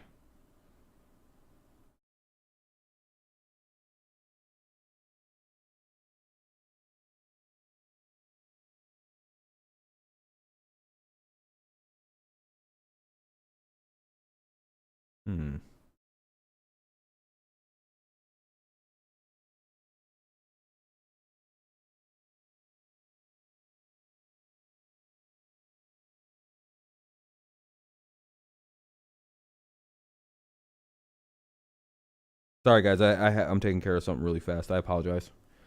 2 years, 20. Holy shit, 14 mil a year. That's not that bad for a decent quarterback, right? Like they went 5-2 or 5-3 with Jameis before he got hurt. 5-3 in games he started. 5-2 in games he was able to finish. I don't know. Fernandez is pitching and Martinez is batting. Hopefully we don't give up another grand salami. Beat the Yankees yesterday 8-7. Cody Clemens had the game-winning RBI up the middle.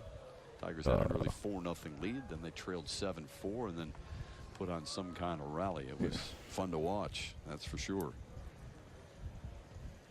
And even though you always say, oh, it's a spring training game, I still think that that's important that you send the right message as far as, trying to win the ball game. I don't think you certainly don't want to get anybody hurt, but, it just sets a good tone. You don't want to just be, just going through the motions. I think it says a lot with trying to win that game, and that they probably felt it really good on that bus ride back. Chavez Fernandez is the 5th Tigers pitcher used here so far today, and he faces Orelvis Martinez with 2 outs and the bases loaded here in the Toronto 5th. Martinez struck out in the 2nd against Matt Manning, doubled against Brian Garcia in the 4th.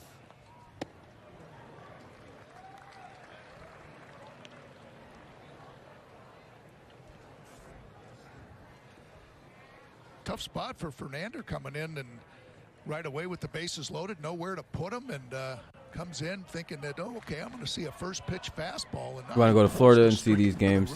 Yeah, I mean, spring training would be pretty fun to go to. I think so too. Don't you think? Pulled the string again. It's 0-2. That one dangled in at 79.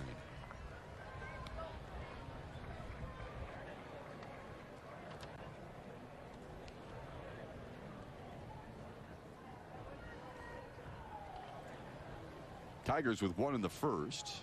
Toronto has 2 here in the 5th. But Fernando trying to get out of it. Stop it right there.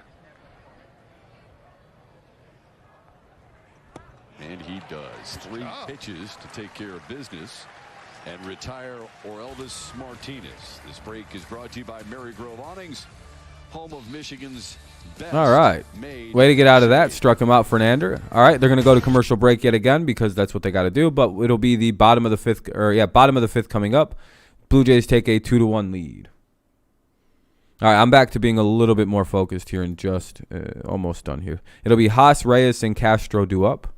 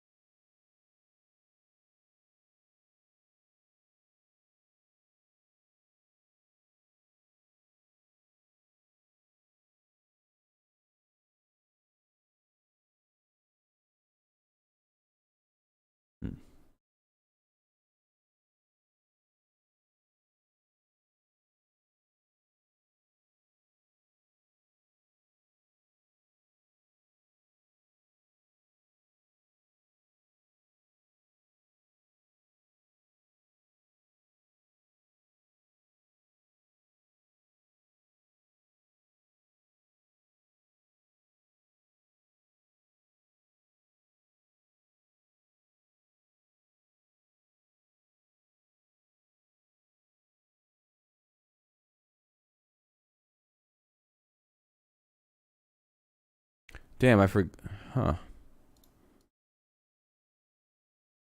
Whatever.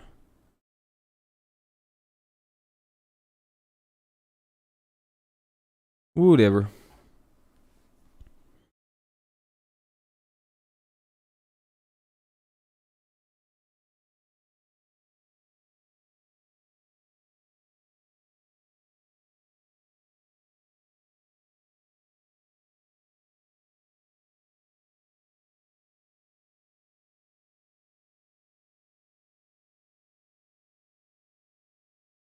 The awning. All right, back to the game. Courtesy of Mary Grove Awnings. This is the magician, El Mago, in the Motor City.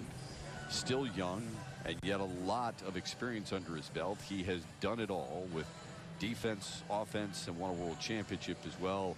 And you'll take those last 4 seasons from Javier Baez, who was really good with the Mets a year ago once he was traded from Chicago to the Mets. So we welcome in our partner and our friend, Craig Monroe. When you first heard the Tigers acquired Javier Baez as a free agent, what'd you think? I got excited, guys, because he plays with an energy, he plays with a confidence that I believe is unmatched.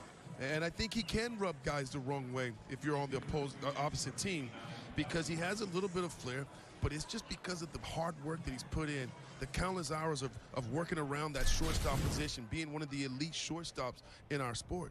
And, oh, by the way, he hits homers. He's got one of those swings that he shows up, you make a mistake, and he makes you pay from foul line to foul line. I don't know. I just like some of the comments, too, from Jamer about he wants to get to everything. I mean, he wants everything. Just hit the ball to me, you know, and I love hearing that. And also just that, like Jonathan Scope talking about, you hate him when he's on the other team, but boy, you love him, and he's a great teammate. I don't know. I guess there's I don't know. Actually, I'm not really too sure why they're not playing Baez today. Just giving him a day. I guess he's played in a couple days in a row, so I guess he's just kind of getting a natural day out. And guys, I was talking to his former teammate Ryan Dempster, who I played with through the minor leagues. It'll be a foul ball. He says, "You guys are getting a leader. You're getting a guy that comes in." I'll be right back. I'm going to get a little bit. Standard, and he's also going to ask his teammates to have that same standard, and that's expectation of to win and go out and give it everything you got every single day. And that's the already you can just tell, you can see the impact that he has on this team. He's going to take some pressure off the young guys if they make this team too, don't you think? I definitely believe that too, Shep. Again, even when he talks about believing in each other, he also talks about making sure that the younger players feel the same way or treat the younger players as the same as he would treat a veteran player, making them comfortable. I think that's also important. My favorite quote probably about Javier Baez comes from A.J. Hinch. Simply said he's elite. It's as simple as that. We wanted an elite shortstop. He wanted to be here. All right, one away here in the bottom of the 5th. Now up is Reyes. plays that he can make at shortstop, fellas. And I think that's where he got that that nickname, El Mago, you know, just because you know, look at some of these things that, you know, you want everybody to make the routine play, which obviously he can do, but then he becomes a highlight reel and gets to everything. Like Jamer was talking about, you know, he's saying that it's going to help him. It's going to help everybody because of all the range that he has, and he wants everything hit to him. All right, but the three of us sat him down earlier today and talked to him.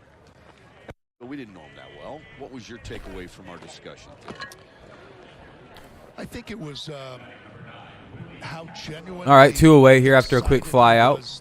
Now up is Willie Castro. And, I mean, besides, I like the talking about his tattoos. I like that story. That's for maybe during the season and everything, where his mom didn't really appreciate him.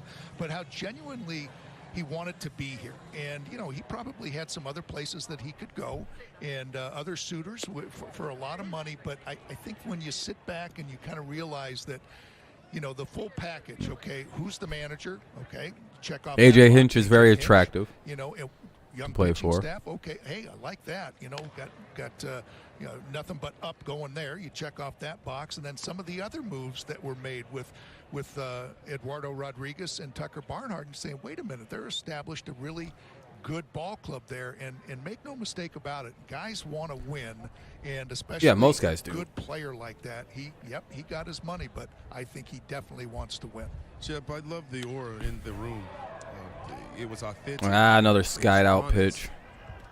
It was a good conversation. Ball's going high, but it's not going very far today. That'll be the end of the 5th inning. It'll be 2-1 in favor of the Blue Jays still. Tigers haven't done much since the first. And we'll go to the top of the 6th. Got to mute it because it's a commercial break. Top of the 6th coming up. Who knows? This is usually where teams start replacing starters and random people come in. So, hey, we're doing pretty good at 15 likes. I appreciate that. I think we'll slowly trickle our way towards 20 as time goes on. Ooh, itchy day. Or itchy arm, rather. I read the word day as soon as I said itchy, so my brain went day. Instead of arm.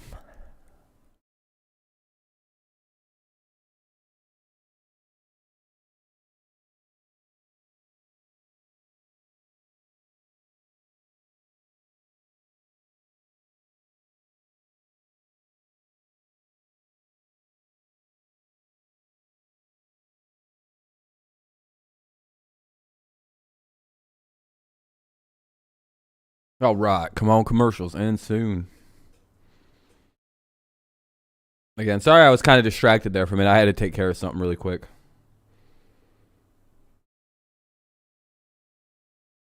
Oh, we're at 16 likes. Woo, sweet.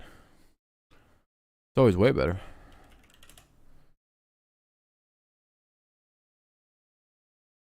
MLB flashbacks. Guerrero hits 3 home runs versus the Nationals. Wow.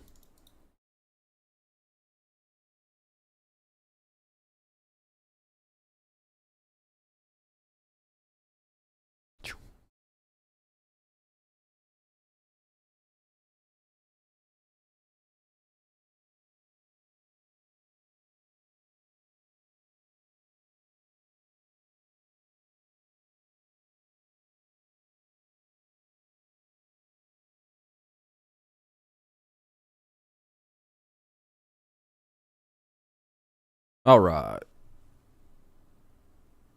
Huge addition to this team because of those kind of players. Here we go, 6th inning coming up. It should be, unless people are getting pulled for randoms, it'll be Smith, Lukes, and Capra. We'll see if those guys are actually here to bat. Pitching, though, it looks like it's... Oh, it's Garcia. It's R. Garcia.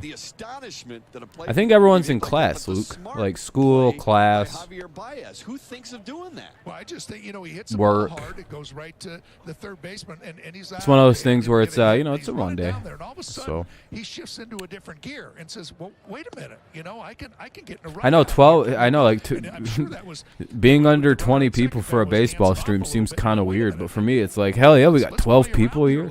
Sure, numbers pumping these last few streams.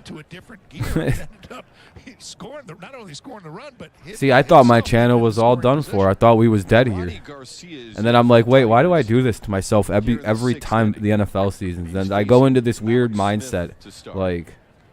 Long road back for Ronnie Garcia, but good to see him back. I'm just like, well, that's the end of my channel. Looks like I'm a dead channel. And then the numbers just go back up to normal as soon as baseball starts or football starts back up. I'm like, oh yeah, everyone's burnt the fuck out on football and don't want to talk about the minutia of February NFL stuff. They don't much care for that. What did you do in the offseason to get yourself prepared and ready to possibly play a lot of second base and play first base? At least not on this channel because it's a lot of Patriots talk. Move a little bit better, quickness, and trying to work my first step, and trying to come in better shape than I come last year, so I can play more second and be ready whatever my team needs me. Is that your most comfortable position, though? I know you moved to first, and you did a heck of a job over there, but is this where you're most comfortable? Nope. Good play, good play. 1 away. Or that'll be the second out of the inning, rather. 2 away here in the top of the 6th. Yeah, I'm always fine with that, Luke. I'm always fine with it. It's spring training anyway. I don't really expect to get crazy views on these. Whatever you put me, just trying to be comfortable and go out there and perform and help my team win. I'm here for a lot of your baseball streams. We usually watch football with the fam, so it's hard. Oh, yeah, I get that. Yeah, and I also stream a lot and really, like, I don't know. From a pitching standpoint, when you walked in the clubhouse, was there I'm pretty once the summer starts up and I'm probably just gonna get a job or something. We win a lot of games. I'll be a lot more consistent. I think and kind of make a schedule. And set a match out there that we're trying to go should be the 3rd out of the inning, and it is. Let's go to the bottom of the 6th. Bottom of the 6th coming up. It'll be Kreidler, Cabrera, and Cameron. Kreidler, Cabrera, and Cameron.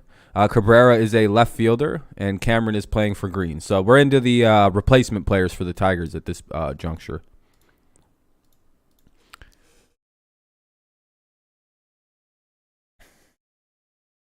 Oh, yeah, no, the ends of these games are pretty... Oh, wow, they're not going to commercial. But they know what they're doing out there, It's impressive to watch them, Riley and Torque, It's impressive to see them work and see them. Yeah, I guess they're just interviewing Scope right now. Show them that they belong there too. So I'm really excited with them and I'm really happy. Now we're going to get to the offense. Second half of the season, you really got going, put up some ridiculous numbers. In the offseason, did you just continue to stay the course and continue to keep that same mentality and that same approach, or did you make any adjustments? Yeah, I think baseball, every year you got to make some adjustment, and I want to get better and get more better bats, you know what I mean? So I think baseball is consistency. So I feel bad for some of these. People must think some of these guys are silly for the way they, like, more better at bats. It's like he didn't know the English word for what he was trying to say. It got lost somewhere. It was just like I don't know the word for I don't know how to say this in English properly. More better at bats. We need that. Guys, that's Jonathan Scope. I'm going to send it back up to you, Matt and Dan. Can I just say one thing, Simo? Let me tell you something. Trevor Thompson. The complexities of speaking a different language where there isn't clean translations of one-to-one. Yeah, really enjoyed it. We always enjoy Jonathan Scope. He gives great information, always with a smile on his face. Big dominoes player now. He loves to play dominoes. And I told him yesterday, I could sit there and listen to him talk all day long. I mean, when he started talking about dominoes, it takes you to Curacao in the Caribbean, with him sitting out under a palm tree, with his family members and playing dominoes. So funny when I brought that up, and you're kind of looked at me. What are you talking about? Jonathan Scope isn't playing dominoes with his family. He's playing dominoes with the cartel members of Curacao. No, I'm just kidding. Going into the whole strategy. Oh, they yell at each other. Yeah.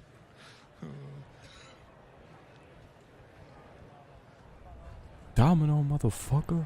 Tigers batting fucking here, some machine guns firing off into the air. And then the top of the order. Second inning for Bowden Francis for Toronto. Francis back onto the mound. It'll be Kreidler, Cabrera, and Cameron. Rightfully so. Mentioned the big second half for Jonathan Scope a year ago. big season overall for Eric HAAS, who had 22 homers last year. I'm not sure anybody saw that. That'll be ball one, just a bit outside. Joined SEMO under It'd be hard to be not be able to swear and talk about baseball. Ryan Kreidler walked in the third and then was caught stealing. So we'll head down to Craig Monroe. Let's see. Here's the pitch.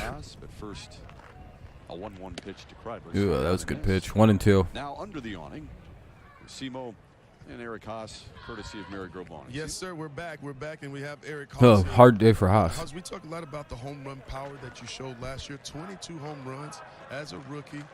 I was hoping that you got to 23 and then break that record to 24 and keep going because you put together such a great season. 1-2. It remains on a foul ball. What adjustments have you felt like you've had to make or you've made coming into this spring training? We're back. No outs in the bottom. I mean, righty breaking ball, it's no secret. I mean, I'm sure you went through the exact same thing. It's just knowing my strength. When I'm taking the heater up the middle opposite field, that breaking ball plays right into your path. That's what you're looking for. So heavy emphasis on that in the offseason. And obviously, I really wanted to clean up my defensive abilities behind the plate. You know, I think last year, moving to some different positions, I don't want to say neglected, but I took away from some of that work. So that was big for me too.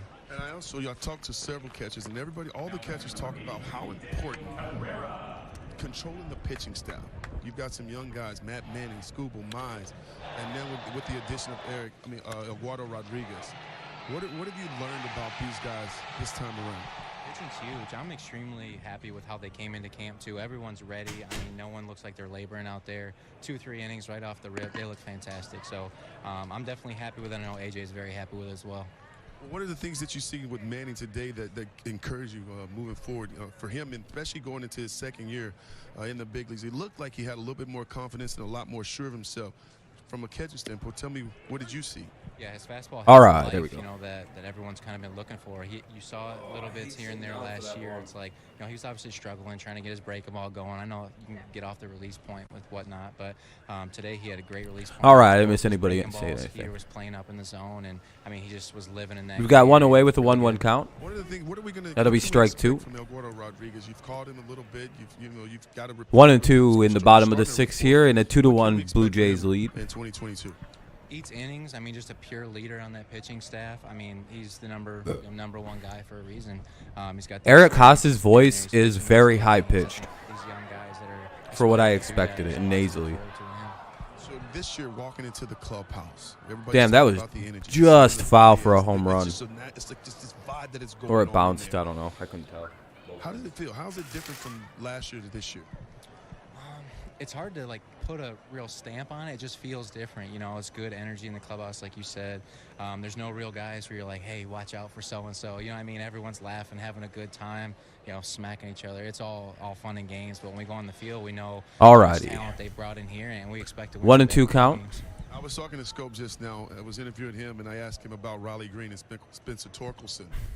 They're young. They're different. What's your impression of them so far? I got to see those guys firsthand at the alternate site on and off the last couple of years, and I was very impressed with them. Obviously, shit. With young guys, the tools are there. Obviously, out of play. The mental game catching up. Whoo, goes out of play. Big leagues have them struggle a little bit, come back down, get humbled a little bit. But I mean, every single lesson that they've learned, it's been on the field. And I mean, the guys that they've been surrounding with them, with Tram, and stuff, working with them, or the guys in the outfield. I mean, they're good players, and they're that's what I mean. Like certain guys, you don't expect to be super nasally. I know he's from Michigan, so it's like I should have probably tempered my expectations, knowing he's a Michigan guy. But boy, that accent, Daniel Cabrera. He's very Michigan-y. For Akil Baddoo. Daniel trying to get one up in that wind that's blowing. Like I thought I have more of like what you expect out of someone who talks from the Midwest. You know what I mean? Like that. I don't know. I feel like I don't know.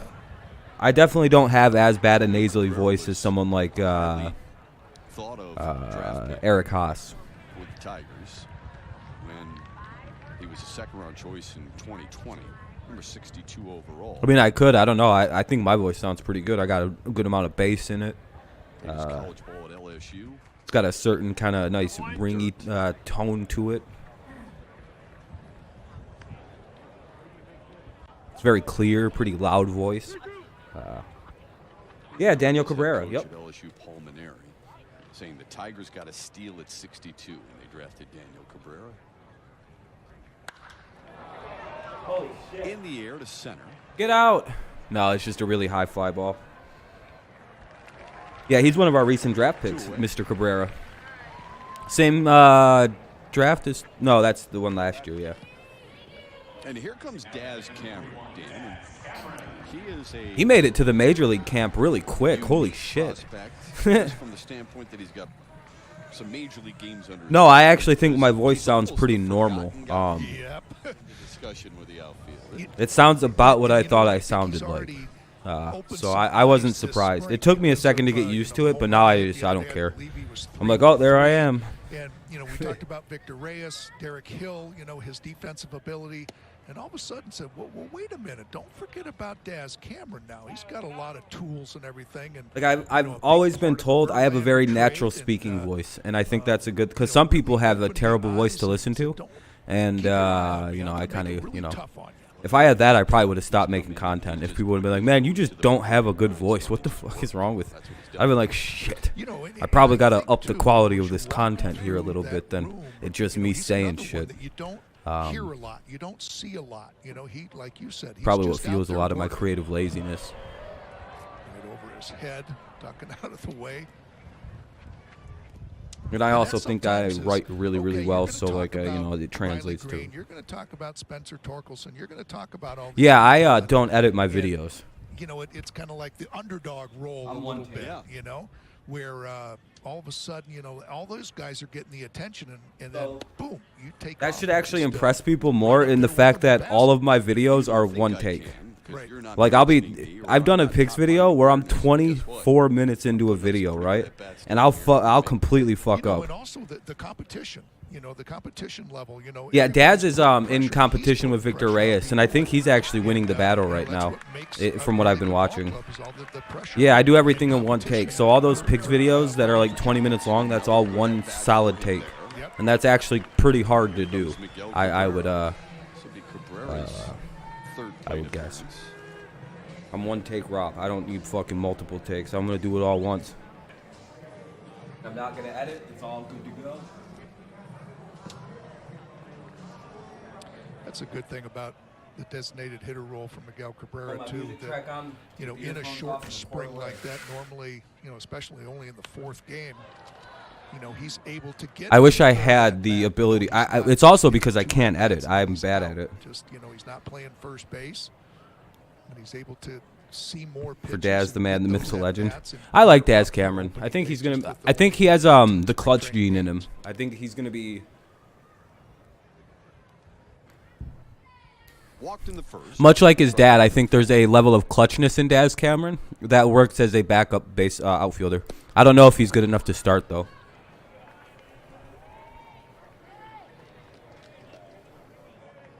At least he won't be good enough to start on like the Tigers. You know what I mean? Like, it doesn't seem like a thing.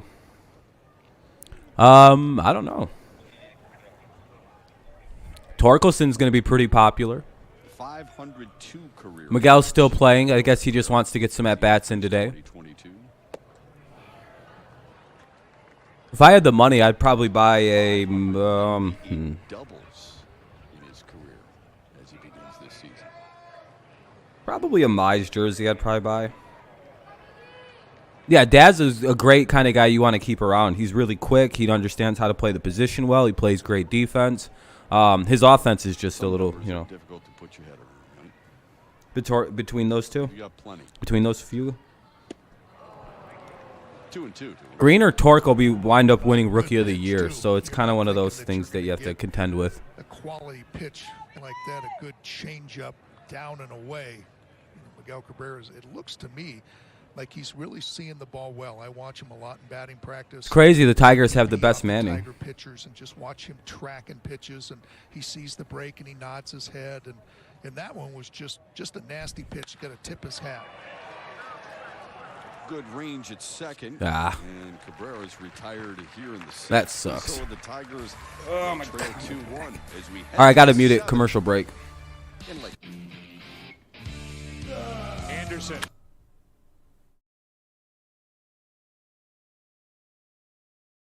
It'll be Lopez, Jimenez, and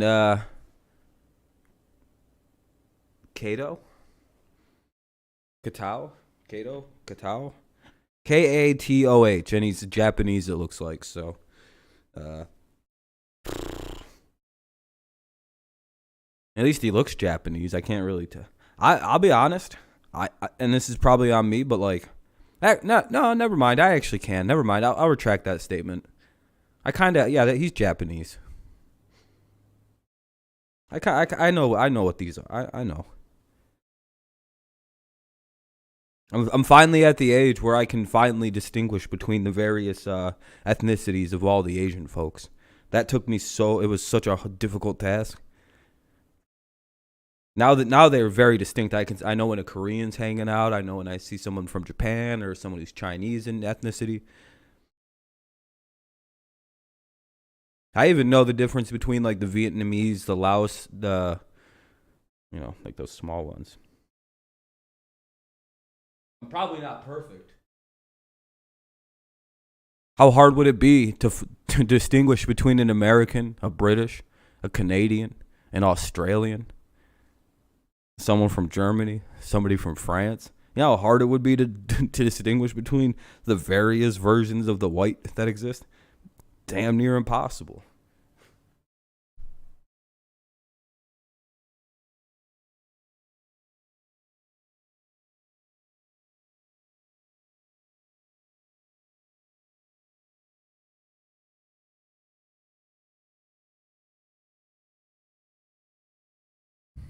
Like, because I got reddish hair, everyone thinks that I'm significantly Irish.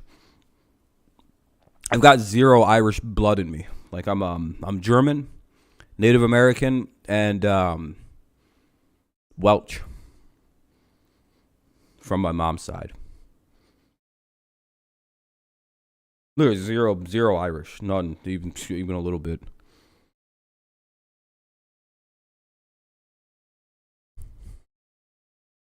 I always thought that was crazy. I was like, really? I'm not Irish? I would have bet my whole life. If someone puts a gun to my head and goes, what ethnicity are you? I'd be like, I'm Irish. Look at the Irish, eh? I'd just go with the one that seems the most believable. And be like, wrong, you're not Irish. Bang!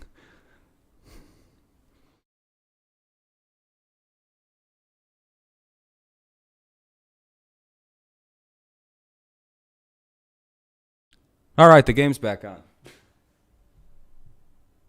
Those are fun to see. Well, it was so special. Top 7, Blue Jays lead 2-1. Dinner together last night. It was Kirk Gibson, and Alan Trammell, Jack Morris, Craig Monroe, Dan Petrie, Jim Schmenkel, and having dinner with our crew. It was so much fun for them. It's always a blast to see you guys reminisce. This one, Sky just sent that'll be the first out of the inning. Putting away Otto Lopez to start the 7th. Cameron with the out, and there will be one away in the top of the 7th. Now up to bat is Jimenez to have that group, Craig Monroe for the Blue Jays. Different generations, 4 from the '84 team, and then Craig Monroe, and then you think back in those 43 years, just to all the different players, all the different Tiger players that he has seen come and go, is just amazing. What I enjoy most is you guys just pick up right where you left off. Doesn't matter how long it's been. Come on, Tigers, get a few outs here. Run through them quick. It's just so enjoyable. Well, watch a little NCAA tournament with you guys and then listen to some baseball conversation. You know what? And I thought we were a very, very close team because a lot of us came up through the minor leagues together. And the glow is hilarious. It looks like I'm coming from a heavenly angle in the little camera. This team is this current Tiger team, and there's comparisons that you like to draw there. You like to say, okay, I remember how close knit we were, and that's exactly it. And I think you talk to a lot of 1 and 2 the coaching staff, and you say, well, wait a minute, there's not a jerk in here. In this locker room, they're all on the same page, all rooting for one another. So that's good. That's good chemistry you want to hear about. That's good. I feel like they keep harping about how this team gets along very well and how everybody seems to be for each other and they're trying to, they want to be a good team. A lot of competition. You know, you're. I think that's a good sign of things, right? Like, you don't want to have reports that like the team feels fractured or there's factions in the locker room, or you know, it seems rather cliquey on the team. It's, you know, you don't want to see that. You want to see, you know, a bunch of guys that like being on the same team.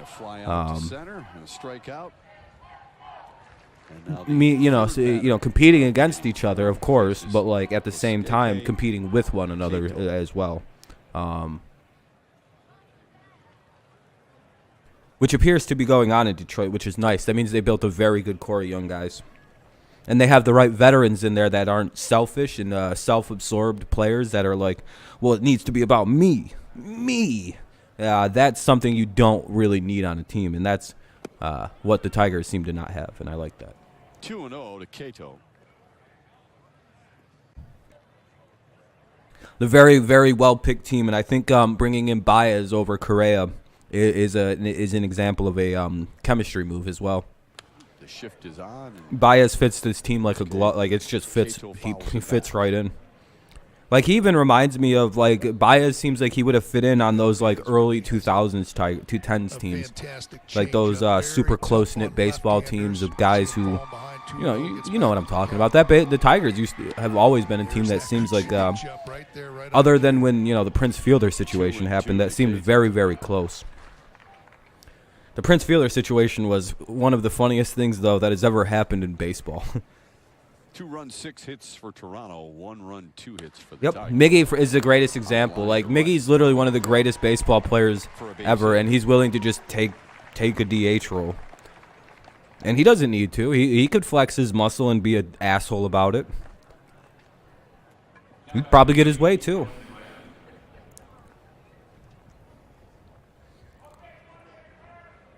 But Miggy is not that kind of guy.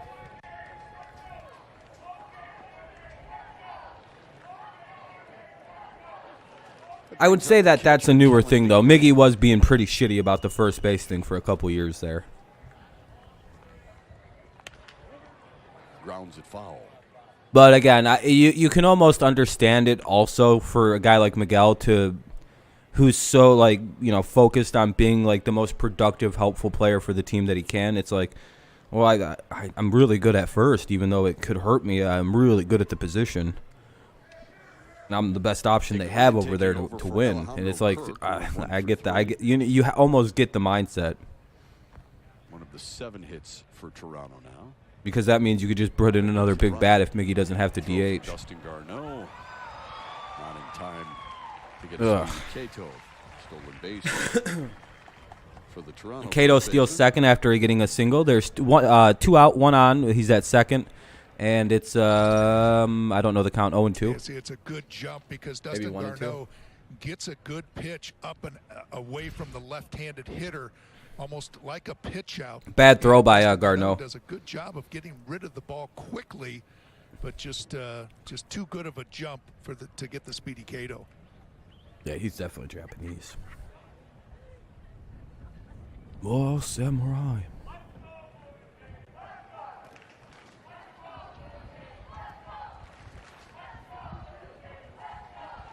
The one Blue Jays, the Blue Jays fans, they're like, yeah.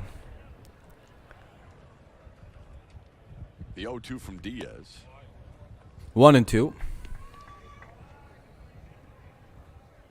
I think it's kind of be hard for Miguel Diaz and Garneau to be on the same. Man, I can't wait for the games to actually count, because usually you shouldn't be this bored in the 7th inning of a baseball game of a 2-1. You know, 2-1 game, runner at second with 2 on. This should be a hype moment in this game. Oh, fuck. Foul ball. But he knows he has that good changeup, and now he's starting to throw down that wiggle quite a bit here, especially these left-handed hitters after Cato got that base hit on a fastball into right field. Hey, what's going on from Spain? How you doing? Back to back with that changeup, so he's thrown. Welcome. Thanks for watching. I appreciate it. To Delgland. Mentioned the Tigers beating the Yankees in Tampa yesterday. Toronto had their. What baseball team are you a fan of? The Toronto Blue Jays? They banged out 10 hits for the second time in 3 preseason games. 7. Yeah, no problem. Thanks for watching. Blown away. 2-2 now to DeGlam. Who the hell's batting? DeGlan? All right, DeGlan is batting against Diaz. 2-2 count. 2 outs, runner at second with the top of the 7th coming on. Do not watch baseball still? Oh, I get you. Swung on and missed. A couple of strikeouts in the inning for Miguel Diaz. Robbie Grossman, though not in this game. Yeah, that makes sense, though. I get it. Looking to improve on some huge all right, numbers from a year ago. All right, it's a commercial. Celebrated with a big fly yesterday in Tampa against the Yankees. We'll talk of Grossman.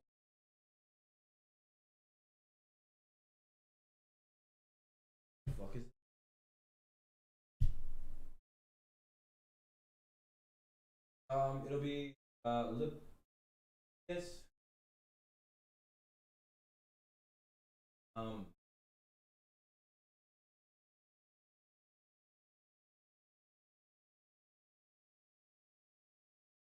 It'll be some guy with the L in the name. Garneau or Lester and Garneau. So some guy, Lester Garneau, in the bottom of the 7th. It's a 2-1 Blue Jays lead. You love NFL? Oh, what's your favorite NFL team, man? And you say you're from Spain. Are you going to make any trips over to Germany or England to watch the NFL when they show up? So I know they're going to Munich now. I don't know if that's like too far of a trip or that probably feels pretty cool to see, like it's like slowly spreading in Europe, like the actual NFL. What's up, Fat Tater Chip? I know you guys are like on the far end of Europe, and they're kind of up over by Russia and Germany. So it's kind of like a decent distance, but it's not super crazy, right? You're an Eagles fan? All right, yeah. You guys are doing a lot better. Hurts seems to have something. You made the playoffs this year out of nowhere. Not a bad time. You guys got multiple picks in the first round.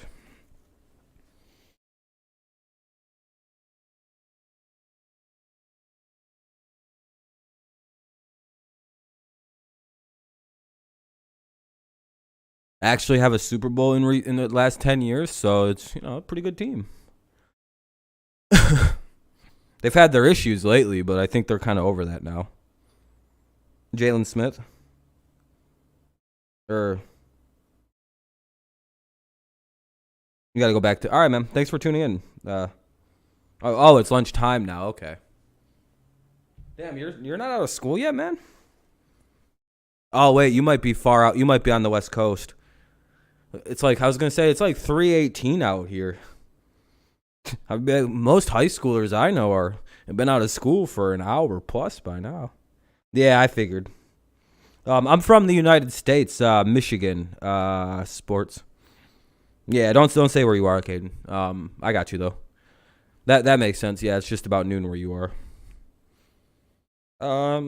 Yeah, Michigan, which is one of the more northern states of the United States.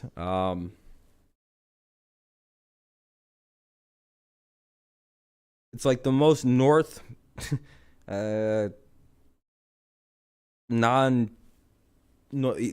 part of the United States. It's got all the rivers or the lakes around it. Like if you look on a map and you see the United States and you'll see like this weird shaped peninsula toward the top of it, that's where I live. It's got a bunch of lakes and rivers and shit all up around it. Looks like a glove.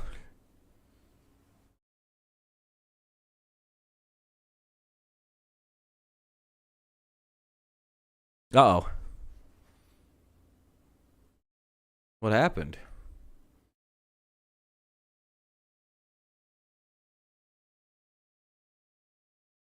You want to go to the United States? Yeah, it'd be a good time, man. You'd probably like it. The shooting stuff is all pretty exaggerated that you hear about in the news. They make it sound like it's like an epidemic. San Sebastian. You'd probably really like the West Coast. Like California would be a really nice place to explore. I'd imagine Arizona's probably really nice. Just because like it'd it'd be like areas that like feel very similar. But you could also go to like Colorado because they got mountains. Go down south and see what the hell that is. That's crazy. They mainly got mountains. Going to USA is a dream. Yeah, man. See, like, you know, eventually if you save up and shit, you could probably eventually afford a vacation.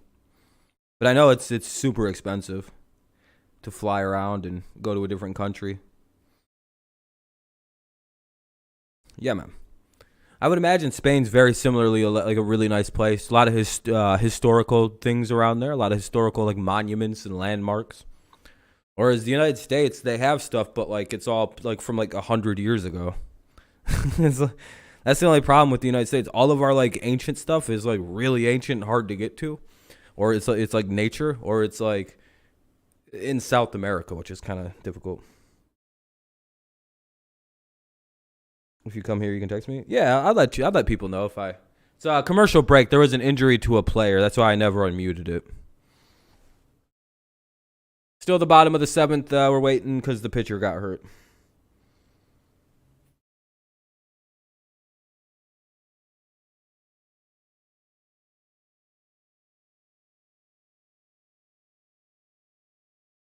What's crazy about Europe is how far north it actually is compared to the United States. Apparently in Barcelona, Spain, that's like the equivalent on the latitude and longitude lines.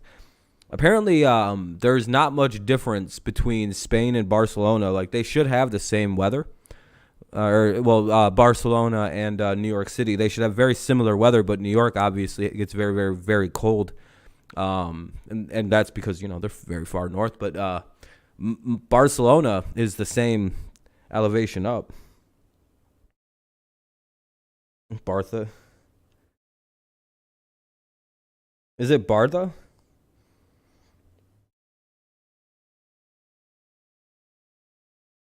But there's a Gulf, there's like this in the Gulf Stream, in the Gulf of Mexico, there's this jet stream of like warm air that pushes warm water up there.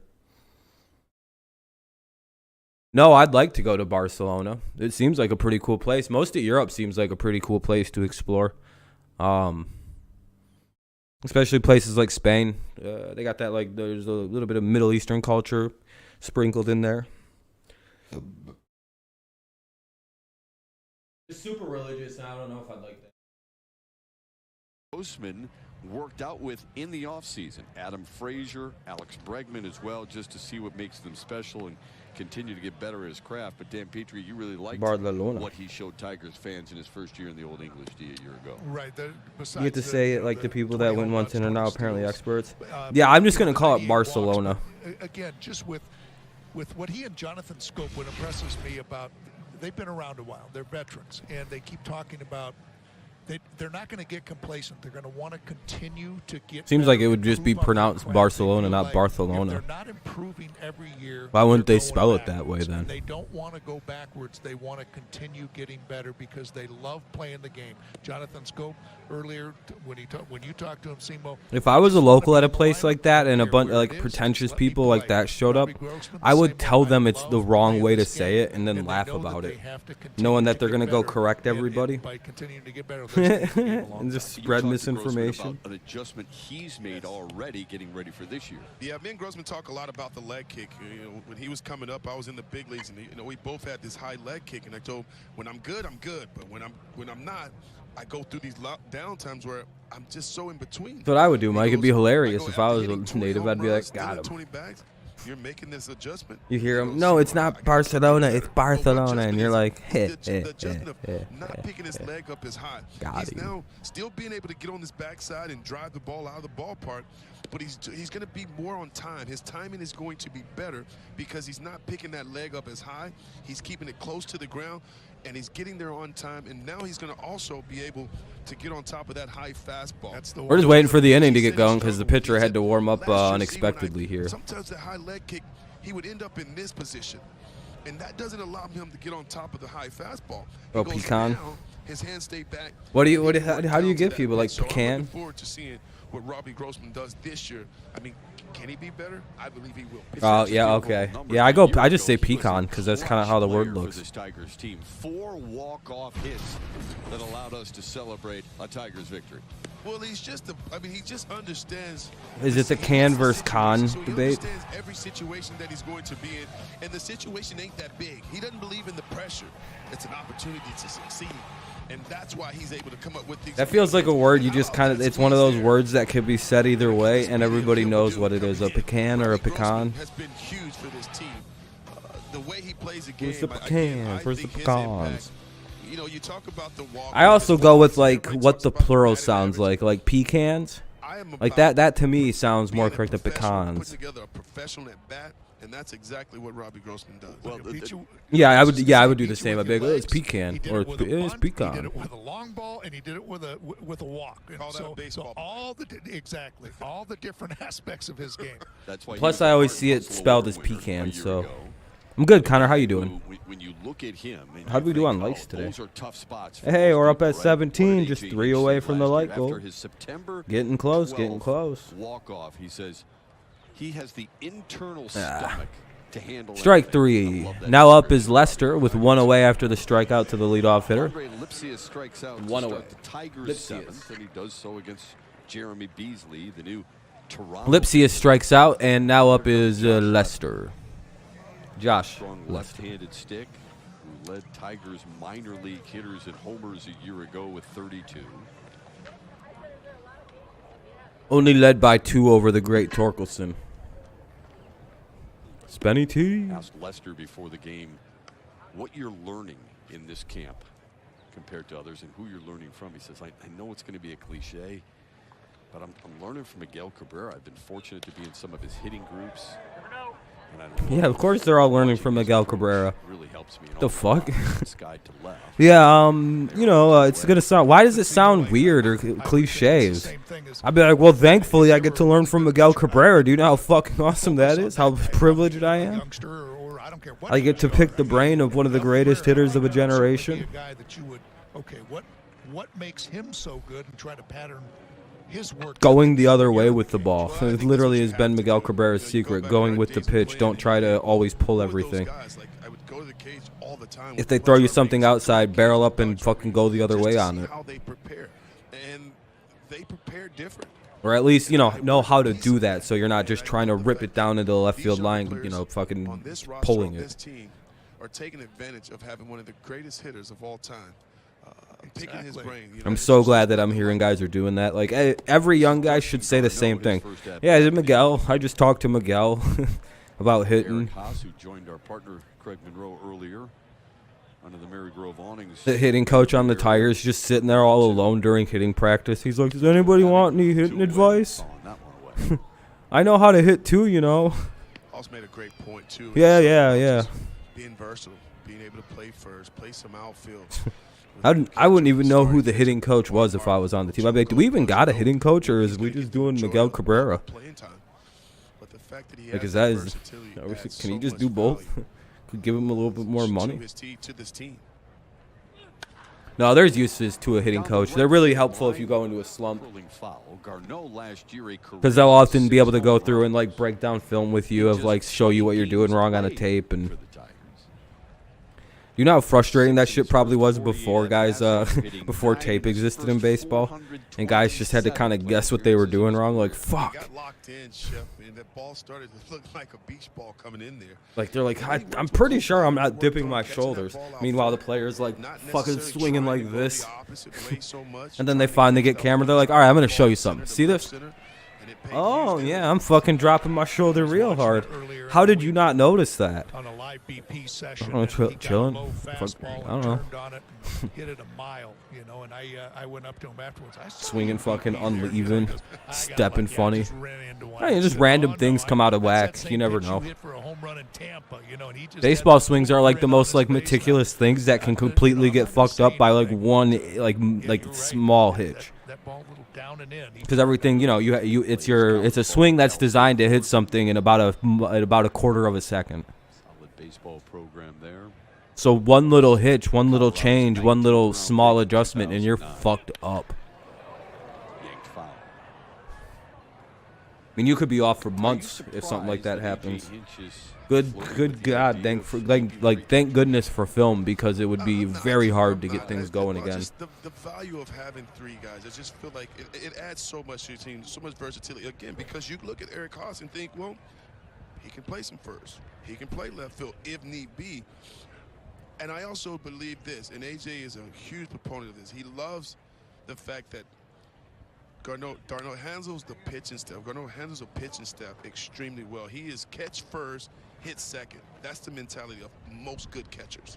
No, I couldn't agree more. I think that's so important. And in your interview, you know, Eric HAAS mentioned to you about how, you know, he didn't not concentrate on catching, but I think he was concentrating so hard on hitting that there were some things that he needed to get back to become. Alrighty.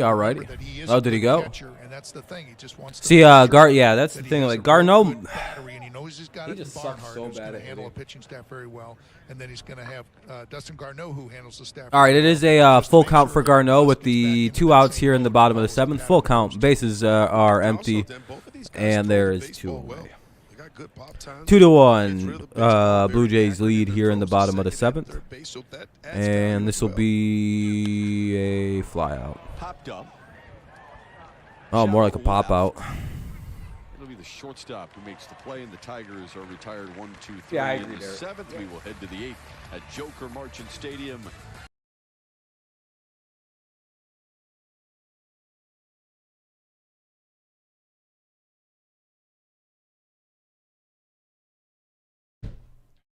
I'm not even going to try to pronounce half of the Blue Jays players' names that are up, but let's see. Bird. We got Bird, Groshans, and Baroa. It's the best I can give you. Bird, Groshans, and Baroa.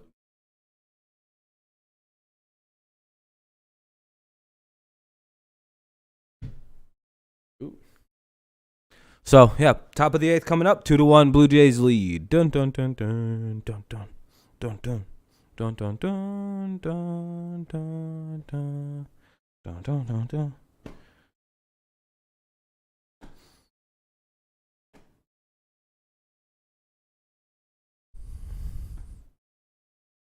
It's commercial break. You know, they're just kind of getting through the things and doing the thing.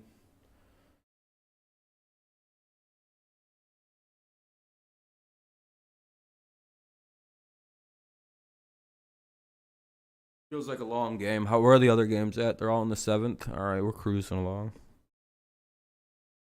I said those players correctly. Well, 10 for 10 for me.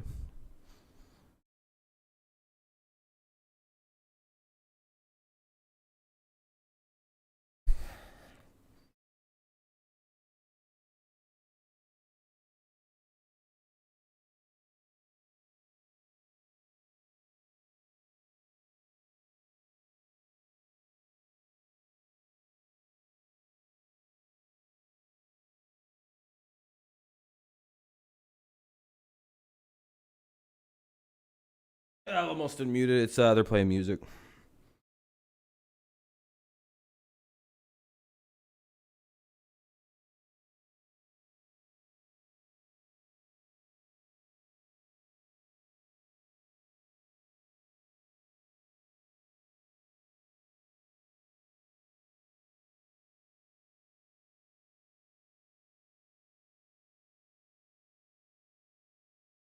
Bit harder coming off that high fastball, makes it a little bit difficult for them to lay off of, and I think that's why you're getting those swings and misses. Yes. And then for me, what makes him special?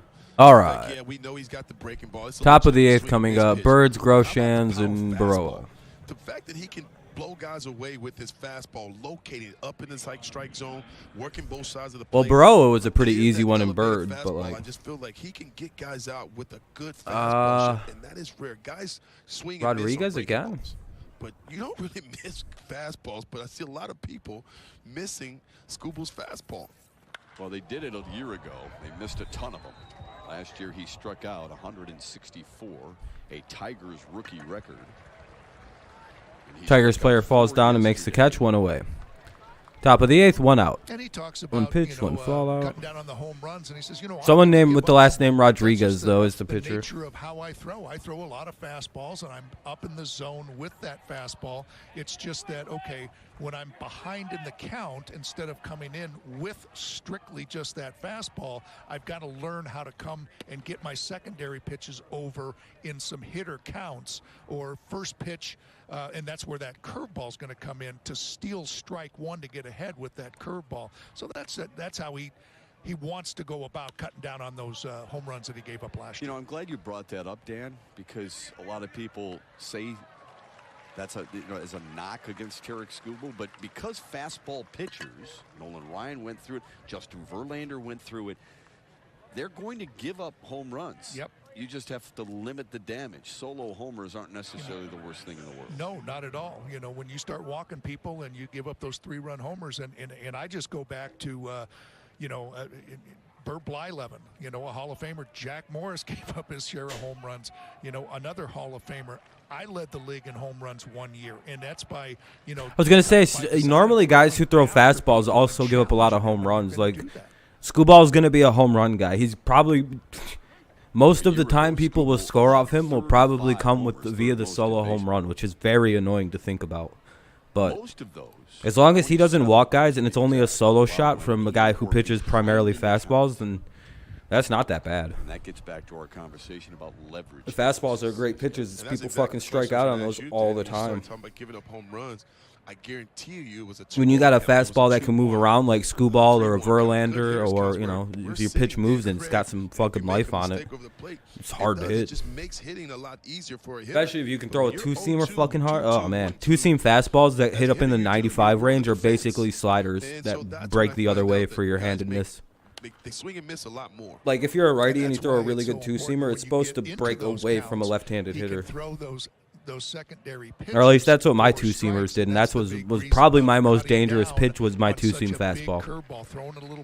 Because it broke, so like say a lefty was batting, it would go like this. It would do like a slight slide at the end toward or away from a left-handed hitter.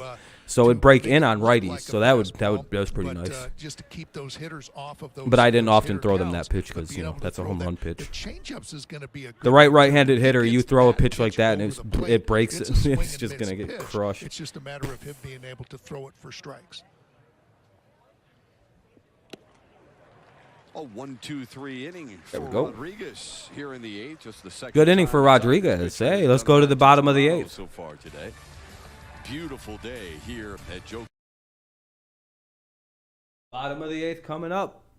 Tigers need to score some runs. It's 2-1 Blue Jays, but it'll be De La Rosa, Clemens, and Short. De La Rosa, Clemens, and Short do up in the bottom of the 8th. See if the Tigers can score some runs. If not, they're going to have to walk it off in the bottom.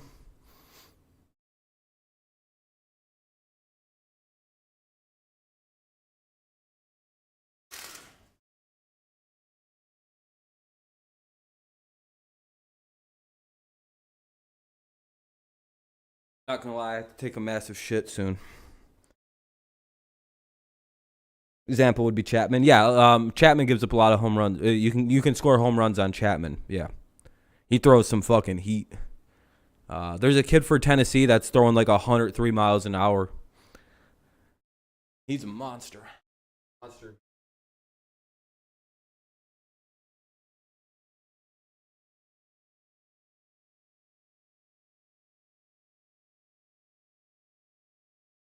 I think his name is Luke Joyce or something like that. Big old fucking looking dude too. Like he looks like he's got the body to throw at that kind of speed, which is always nice because if you see somebody who doesn't look right throwing really hard, it's like, let's put him on the Tommy John counter.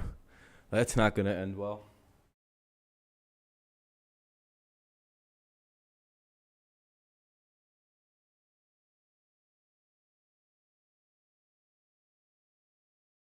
Like you can see with some like young pitchers, you're like, oh boy, that UCL is hanging on by a thread right now.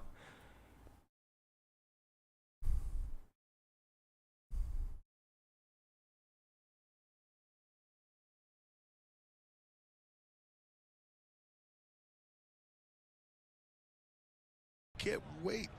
Got a nice little opening day.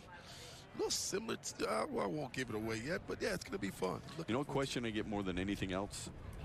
All right, bottom of the 8th. De La Rosa, That's what I get. Clemens, well, we know it'll be something. and short. That'll be strike 1 to begin the at-bat, I think. My response is, you don't want to know anything about the team yet. You're looking at, I'm wondering, what's the lining going to be like? What color suit is he going to wear?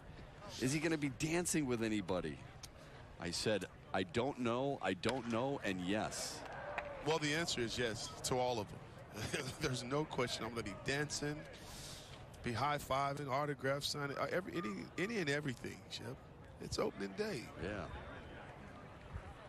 And fans will be there in full force. Eric De La Rosa leading off the Tigers' 8th. And then it'll be Cody Clemens and Zach Short for Detroit here in the 8th inning. Lot to be excited 1 and 2 count. this year going into the season with all the new additions and the young players. It's just going to be a fun season. What do you think will be the key to this team's success? I think it's going to be how the veterans, how they respond that this next year, like with the Grossmans and your Scopes. I think they're going to set the tone for the season. And they're going to take a lot of pressure off the younger players when they do get there, or if they leave when spring training over. Dan? You know, we look and we're trying to piece together the lineup, and no matter what it's going to be, you know, you're going to sit there and go 1 through 9. 1 away in the bottom of the Boy, 8th. this is pretty strong. So you kind of think that, okay, they're going to score some runs. Now it's just a matter of, I think it always comes down to those pitchers. Are they going to take that, young pitchers again, the Mize, Skubal, and Mannings, are they going to take that next step? They did last year. Now are they going to take that additional step? You know, whoever the 5th starter is going to be, whether it's Pineda or Alexander, you know, you figure that Eduardo Rodriguez is going to be solid. You know, I think it's just that, are they going to take that next step? And if they do, with the amount of runs that the offense is going to score, it should be a really solid team. Need that pitching depth, and the Tigers did sign Michael Pineda the other day. Has yet to work out with the team, though, because of the visa situation, but he is working out on his own. Right. Did get a chance to talk with him. He said he feels good, excited to be here, and he is a Pineda isn't with the team yet. He's a huge human being. He's borderline DT inside. Okay, I mean, he's 3 technique is what it is. But he can log some innings, and he throws strikes. And he finished the year last year on a really high note, 5-0 with a solid 2-2 ERA in Minnesota. Need some more just soda. gives you a chance to win. And that's what you want out of your 5th start. Just give your team a chance to win, and he does that every 5th day. Cody Clemens, a big reason the Tigers won in Tampa yesterday. He had the game-winning hit. Told me it was a fastball away. But he looks super comfortable at the plate so far in camp. Until that swing. Blame it on me. Maybe I jinxed him. Who knows? Speaking of the Yankees, Tigers will take on the Yankees in our next broadcast against New York right here in Lakeland on the 24th. Wallside Windows giving us a look at the Tigers television schedule this spring. And then it'll be New York again on Monday the 28th. And we wrap things up on our broadcast crew on the 4th against this Toronto squad. All in Lakeland. Zach Short ducks out of the way. Was cutting up in the clubhouse today with Zach Short and Derek Hill. You know, they're comparing leg sizes. You know, they all went in the offseason with a purpose, a plan, and that's to get bigger, get stronger. And so, yeah, he'll get here somewhere probably in the next week or 2. I don't think the visas are as complicated as they were last year. Comparing their leg size, and they're, oh no, Scope, I'm ready, Shorty. I'm ready for the season. I'm gonna be ready for the whole 162. And Zach's like, 2 likes away from the light glow. All right. So it was fun. It's good banter inside that club. 2 away here in the bottom of the 8th with a 1-1 count. It's a different energy. 2-1 rather. Shorts up. It really is. I love it. I love seeing the guys interact with each other. They're having fun. You can tell that they're pulling for each other. They care about each other, and I think that makes up a good team. You know. Short gets under one. Left center field. And the Tigers are retired in order for the 2nd straight inning.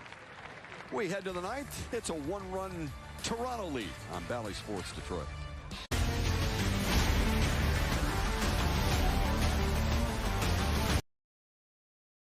Let's sit back down for the night. Oh.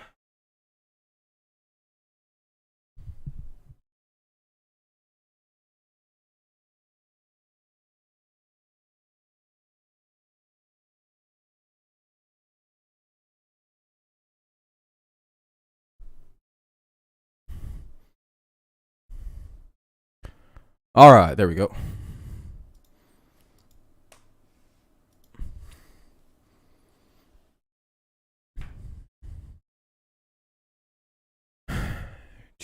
Well, good call by Max.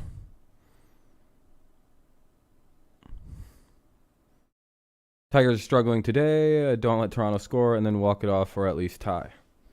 Yeah, exactly. That's exactly what they need to do, Derek. Just hold them here with they have guys I've never even heard of. Robertson, Large, and Lopez. So we'll see if we can get them out. Bum, bum, bum, bum, bum, bum. But yeah, it's 2-1 Blue Jays. Tigers only have a couple hits today. They've struggled since the first inning to get any kind of life. I don't think they've actually hit the ball since the first inning. Yeah, Falcons added in Marcus Mariota, 2-year deal. Trey Waynes was what?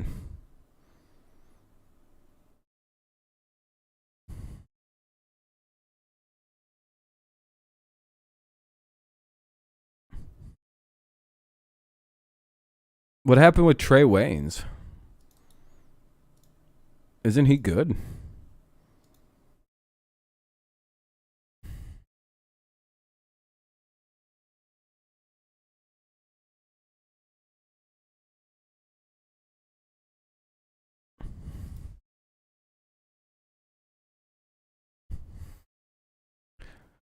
Dun, dun, dun.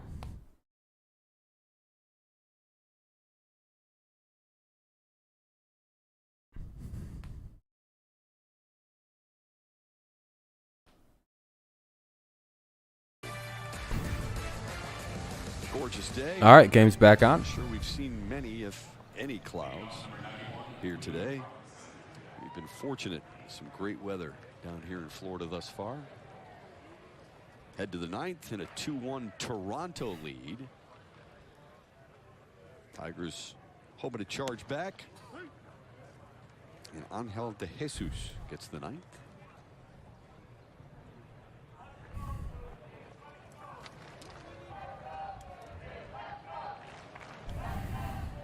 De Jesus facing the 8, 9, and 1 hitters for Toronto.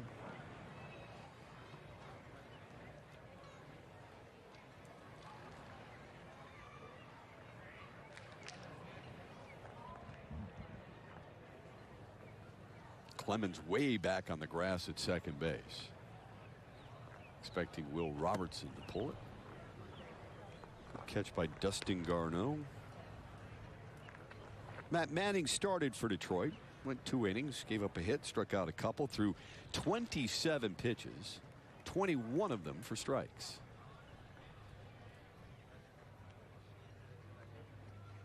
Joe Jimenez followed, then Brian Garcia, Miguel Del Pozo, Chavez Fernander. Ronnie Garcia looked solid in his 1 inning of work. So did Miguel Diaz, and then Elvin Rodriguez.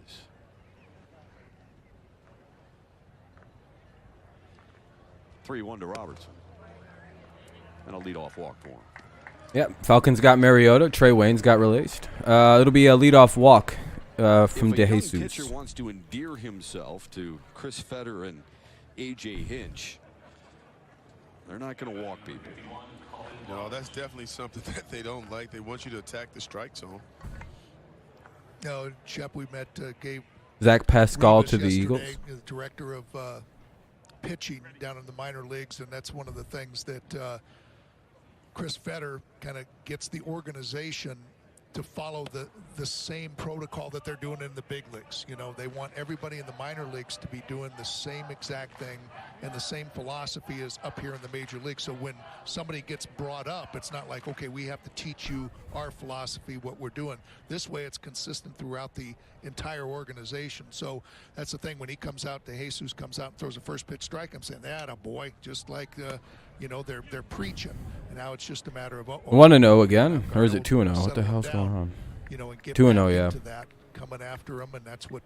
Yeah, not a good start to the inning by this guy. Down the minor leagues. Yeah, it's interesting. We talk about the new faces on the roster for this team and the impact that they've made, but there's some new faces and new blood in other positions as well. And you mentioned Gabe Reyes, the director of pitching and former Los Angeles Dodgers pitching coordinator.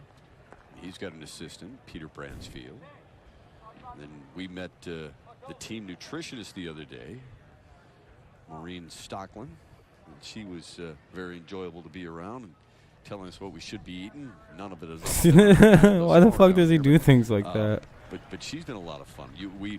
We had a good conversation with Arnie Byler, who's now the organization's outfield and base running coach rather than the AA coach. So they have shifted some things around throughout the organization to have some more symmetry there. Yeah, putting guys in the right place to get the most out of the organization, most out of the players. Nope. This is Cullen Large for Toronto. 2-2 now. Good couple pitches there to get back into the swing of things there. Good mound visit for the catcher Garneau. It's 2-2 to him.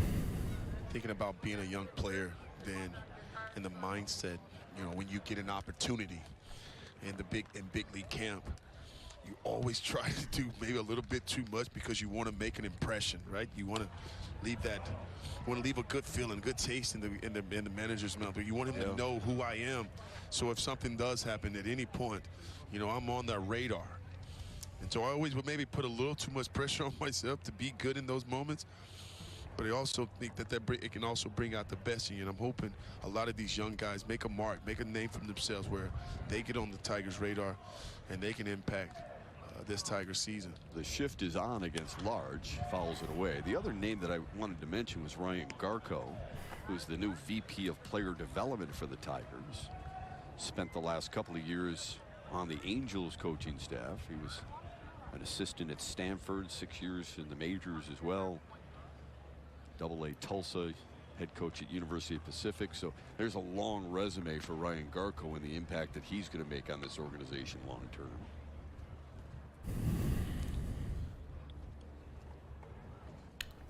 Two and two.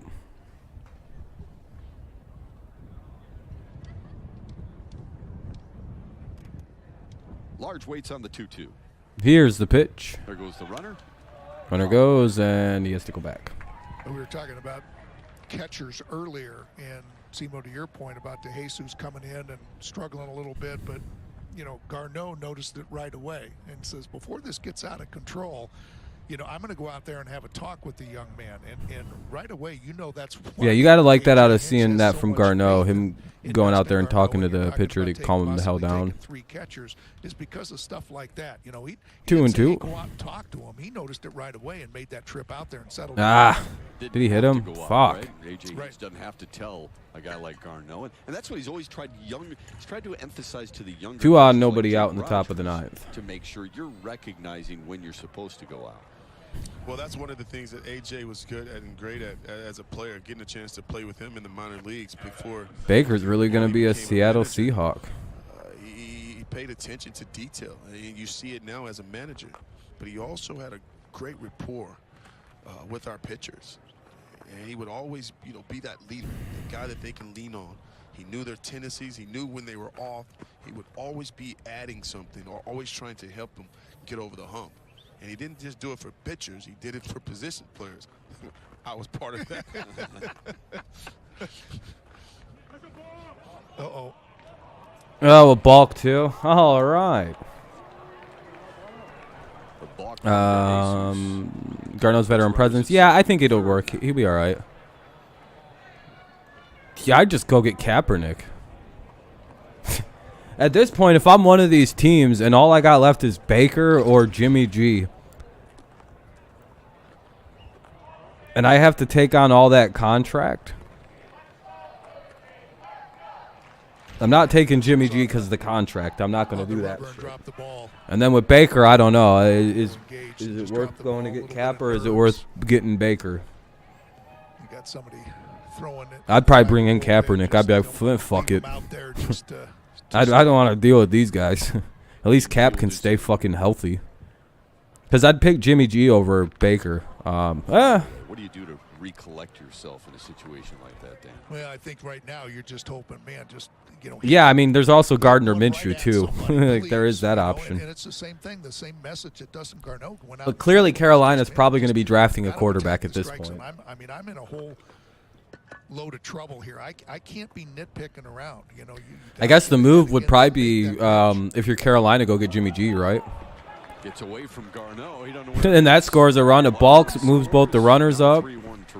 Now they get another run in. It's a runner at third. Nobody out. 1-1 count or 2-1 count. You know, they're going to go out and talk a little bit about it. They're just on the same page. Again, Garneau's just patting them on the back, trying to get them to calm down, make sure they're on the same page. It's all right. Come on. Yeah, that's not good in the NFL. Man. They're out of good quarterbacks right now. Short doing the same thing. Cody Clemens.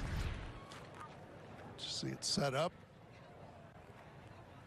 Expecting it to be a slider breaking off that plate, and then it just stays straight and clanks off Dustin Garneau's glove. He has no idea, to your point, Shep.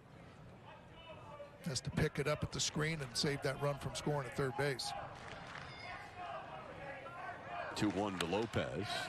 Chopped. Nice play. That's good play. By Zach Short.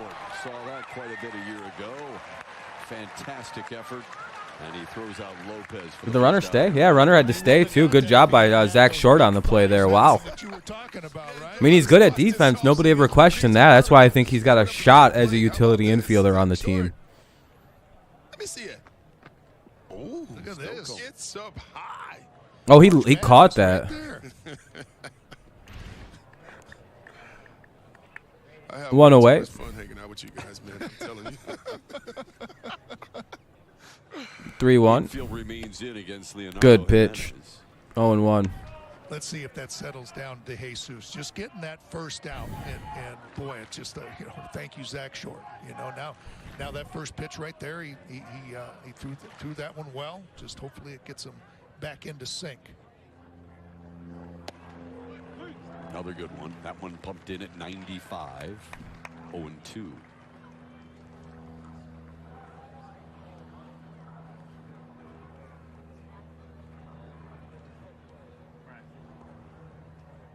So yeah, did you guys hear the most recent bullshit from NFL media? It's about as legitimate as Seth Wicker. Oh, strike three. Great pitch there. 2 away here in the ninth now. 3-1 Blue Jays still. Don't miss out on the 2022 Oh, did I say 2-1? I meant to say 3-1. That's entirely my fault. For the best 5K in town. Proceeds from the race go to the Chad Tuff Defeat DIP. Just look at all the scoreboards. There's 2 or 3. Or is the score? Is this not updated? Yeah, it's 3-1. I don't know why the MLB thing on the thing didn't update. I am getting ready for a ball game.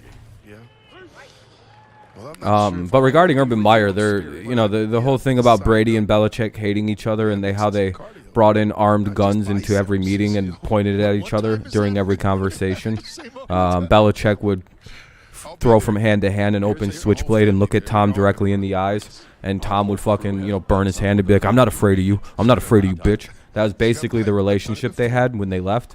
They were actually openly fighting in the hallways, like fist fighting with open fists, just cha cha cha cha. That was going on all throughout New England. Brady's last days, according to Seth Wickersham, they were basically sending death threats to one another and hiring shooters to ensure that it happened. Brady got shot once or twice, Belichick several times during their hated altercation of one another. That was all bullshit. None of it was real. I think even Seth Wickersham decided not to publish that book because it kind of came out that none of that's true, and Brady and Belichick have been friends since the beginning. That's your excuse? Okay. Yeah, that's exactly what they did. Yeah, they had literal dick measuring contests in New England. Yeah, not a business relationship came to an end and Tom wanted to go chase Super Bowls, and the New England Patriots had to rebuild. That's not what happened at all. No. The Patriots didn't move on from a 42-year-old quarterback who was thinking about retiring. No. Now get you that third out and just say, okay, I had a little rough time there, but I saved that run. Right at Lester. Run scored. It's 3. I don't know. The whole thing's silly to me. All right, Tigers were able to hold the damage to just one run despite the very bad start. Hey, good job by that kid to calm down and bring it back together. Good finish there by DeJesus despite the rocky beginning. Looks like he was just kind of nervous. It might have been his first time pitching in any kind of major capacity like that. So maybe a little nervous. I get it. But regarding that, so a lot of the times the NFL media just likes to make things up. They'll just for example, how they were very sure Aaron Rodgers was already a Bronco or a Packer, or the least likely thing the NFL media seen happening was Aaron Rodgers staying in Green Bay. Right, because how much he hates Green Bay, and he didn't want to be a Packer. He hates the city. He hates the state of Wisconsin. He hates the fans the most. He hates everyone involved. He only likes himself. Hates everything about the Packers. But, so whenever you see media, the NFL media specifically, kind of running with these weird narratives that don't seem to be true, they probably aren't. For example, Urban Meyer, who was the head coach of the Ohio State Buckeyes for the entire playing career of Aaron Donald at Pittsburgh University, somehow they're trying to say he made a joke, he made a statement that he's like, oh, who's this 19 guy on the 49ers? Who's this 99 guy on the Rams? Obviously, being sarcastic, making jokes about, that's probably just how he is as a person. He makes kind of cringy jokes. But I do that too. I do that all the time. If I'm playing a game and it's very hard and someone goes, oh, is that hard? I'm like, nah, it's super easy, man. Easiest thing I've ever done. Do people just not know what sarcasm or fucking around is? That's clearly a fuck around. Not only was while he was at Ohio State, he had to deal with Aaron Donald when he played Pittsburgh. Why wouldn't he know who Debo? He was a college coach, you guys. He knows who all these people are. He knows them quite fucking well, probably since they were in high school. Why would you ever believe a report that's yeah, this guy who was one of the greatest college coaches, who's a recruiting ace, has no idea who Aaron Donald and Deebo Samuel are. Or Daz Cameron, I should say. I get it. He was a bad coach. I'm not trying to defend that. What I'm trying to say is let's not pretend he didn't do things that he did things that didn't happen. Let's not do that with Urban Meyer. He's a bad coach. Yeah, he was shitty about things. He was very petty and very egomaniacal. Yes, but do you really think he didn't know who the fuck Aaron Donald and Deebo Samuel were? Really? We were talking about him earlier today. Dude, he needs to get his head checked. I don't know how you're associated with the game of football tangentially and you don't know who Aaron Donald is. Anyone who believes that or published that story in any kind of seriousness, The Athletic, Overtime, all these joke fucking places, they need to get their shit beat in. Second inning to work for Jeremy B. They need to fire whoever ran with those stories. Immediately fire those people. And because what they just not look at it critically and go, yeah, it's probably not possible that Urban Meyer didn't know who Aaron Donald was. That's probably a joke. But no, someone reported that was real news. That was a real thing. Did you know that Urban Meyer didn't even know who Aaron Donald was? So far in the spring. Really? Really? Cooley today, cool ball, hitting coach, and he was just okay. If you believe that, again, you probably believe that. You probably believe anything the NFL media tells you to believe. He's in control of his at-bats. Did you know? Did you know that Dan Campbell actually bites knees out? He said he did, dude. He's a sleeper. We talk a lot about the other young guys, Riley Greene and Spencer Torkelson, but. Oh yeah, I heard that too. Yeah, the NFL media said that Bill gave Tom cooties on purpose. Try to look at something different and Simo, watch his hands. Watch how they're just nice, but then right up by that helmet, it looks like that's even 1 and 2, not good. One away here in the bottom of the ninth. Sorry, I hate the NFL media, by the way. Spring, but It just looks different than last I hate year. general sports media. I think all of it's kind of trash. Like, they're just stupid motherfuckers that are doing this. Half of them are just the athletes who don't know anything about the game other than the fact that they were just gifted, like, a very high level of skill. And those guys are the ones that are the worst about the whole stupid notion that people who didn't play the game professionally can't talk about it, because they know that they don't know the game as well. It's like people say that to Skip Bayless, and it's like, hey, dude, I get you played the game, but Skip's career is older than your entire fucking your dad. Like, what the fuck? He knows more about football than you. Sorry to tell you. Sorry, but you're 25. Skip's 73. Your dad's 50. Your dad's life is his career in football. So I bet you there's very few professional football players that probably know more about the actual game of football than someone like Skip. Like, I've often found that notion to be the stupidest fucking thing I've ever heard. Because you hear that a lot. If you didn't play the game, why should you be able to talk about it? It's like, well, I've watched it for almost 30 years now, so I know I watch it very closely too, actually, and I study it, and I study patterns of the game and statistics. Why can't I? Nah, you didn't play. You don't know shit, loser, nerd. Huh? In this order with his starting pitchers, we'll see Casey Mize there. Looking forward to watching Casey. And those are usually the athletes that don't know much about the game. All right, well, that sucked. Blue Jays take a W. GG's to the Blue Jays. GG's, good game. All right, though. That's about a 3-hour stream. I got a few things I got to go do and take care of this evening. So in order for me to stream tonight, I got to get out of here pretty soon. So I'm going to start to wrap this up right now. I appreciate everyone coming out and watching the stream tonight. We got to 18 likes, so I appreciate that. We're just a couple shy of the goal, but the streaming, the view total never got that high. So I appreciate everyone leaving likes. It's very, very kind. We should be live tomorrow for that for the game as well, and for most of the games as long as we have the time. Even that athlete only knows their position. Yeah, exactly. Like, a wide receiver knows corner and wide receiver probably very well, and somewhat quarterback and blocking.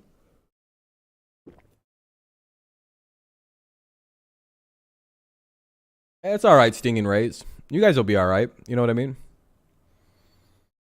Yeah, exactly. Roles and schemes and shit like that. Like, it takes them a while to learn offenses. It's like technically, Sean Payton never played professional football. Neither did Sean McVay. He only played to college.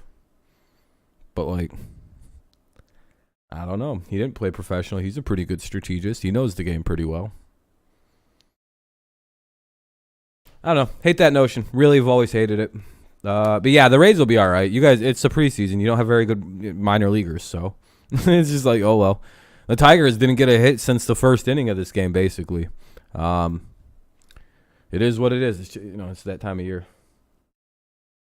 I know Bill played in college, I'm pretty sure. I don't think he made it to the NFL. I really don't think so. I know he played in college, but I don't think he played past college. It's hard to because he would have played when the league would have had guys with his ability. It's not that impressive. What's up, Preston? I'm about to end the stream, everybody, but I'll be live again this evening around 9:30, 10. I've got a few things I've got to go take care of so I can actually do the stream tonight and be ready to go and all that. So I appreciate you guys tuning in. Thank you very much. We'll be live again later this evening as long as I get everything I need to get done. Yeah, that's about it. Thank you guys so much for listening. Tigers didn't win, but that's all right. What else? No, that's about it for right now, I would say. We'll try to do some kind of streaming later, but yeah, you played college. That's what I thought. But alrighty. Go Lions, go Patriots, and of course go Tigers. Yeah, I'm sorry I'm wrapping this up so quickly. It's just I've got shit I have to go get done in the next few hours. And I've got to write a paper and shit tonight, so. But all right, everybody. I appreciate you. I'll see you. Thanks again for the likes and all that. We barely just missed the goal, or maybe we'll hit it in the meantime. We're at 19, so if you haven't left a like, consider doing so. We'll hit the like goal. And yeah. Thank you to whoever leaves the last like. Yeah, I'll see you guys when on the next stream though. All right, I have to get out of here. I have to fucking go write a paper and a bunch of other stuff. So, peace out. Go Lions, go Tigers, and of course go Lions, go Patriots, and of course go Tigers. And thanks for listening. I'll see you tomorrow.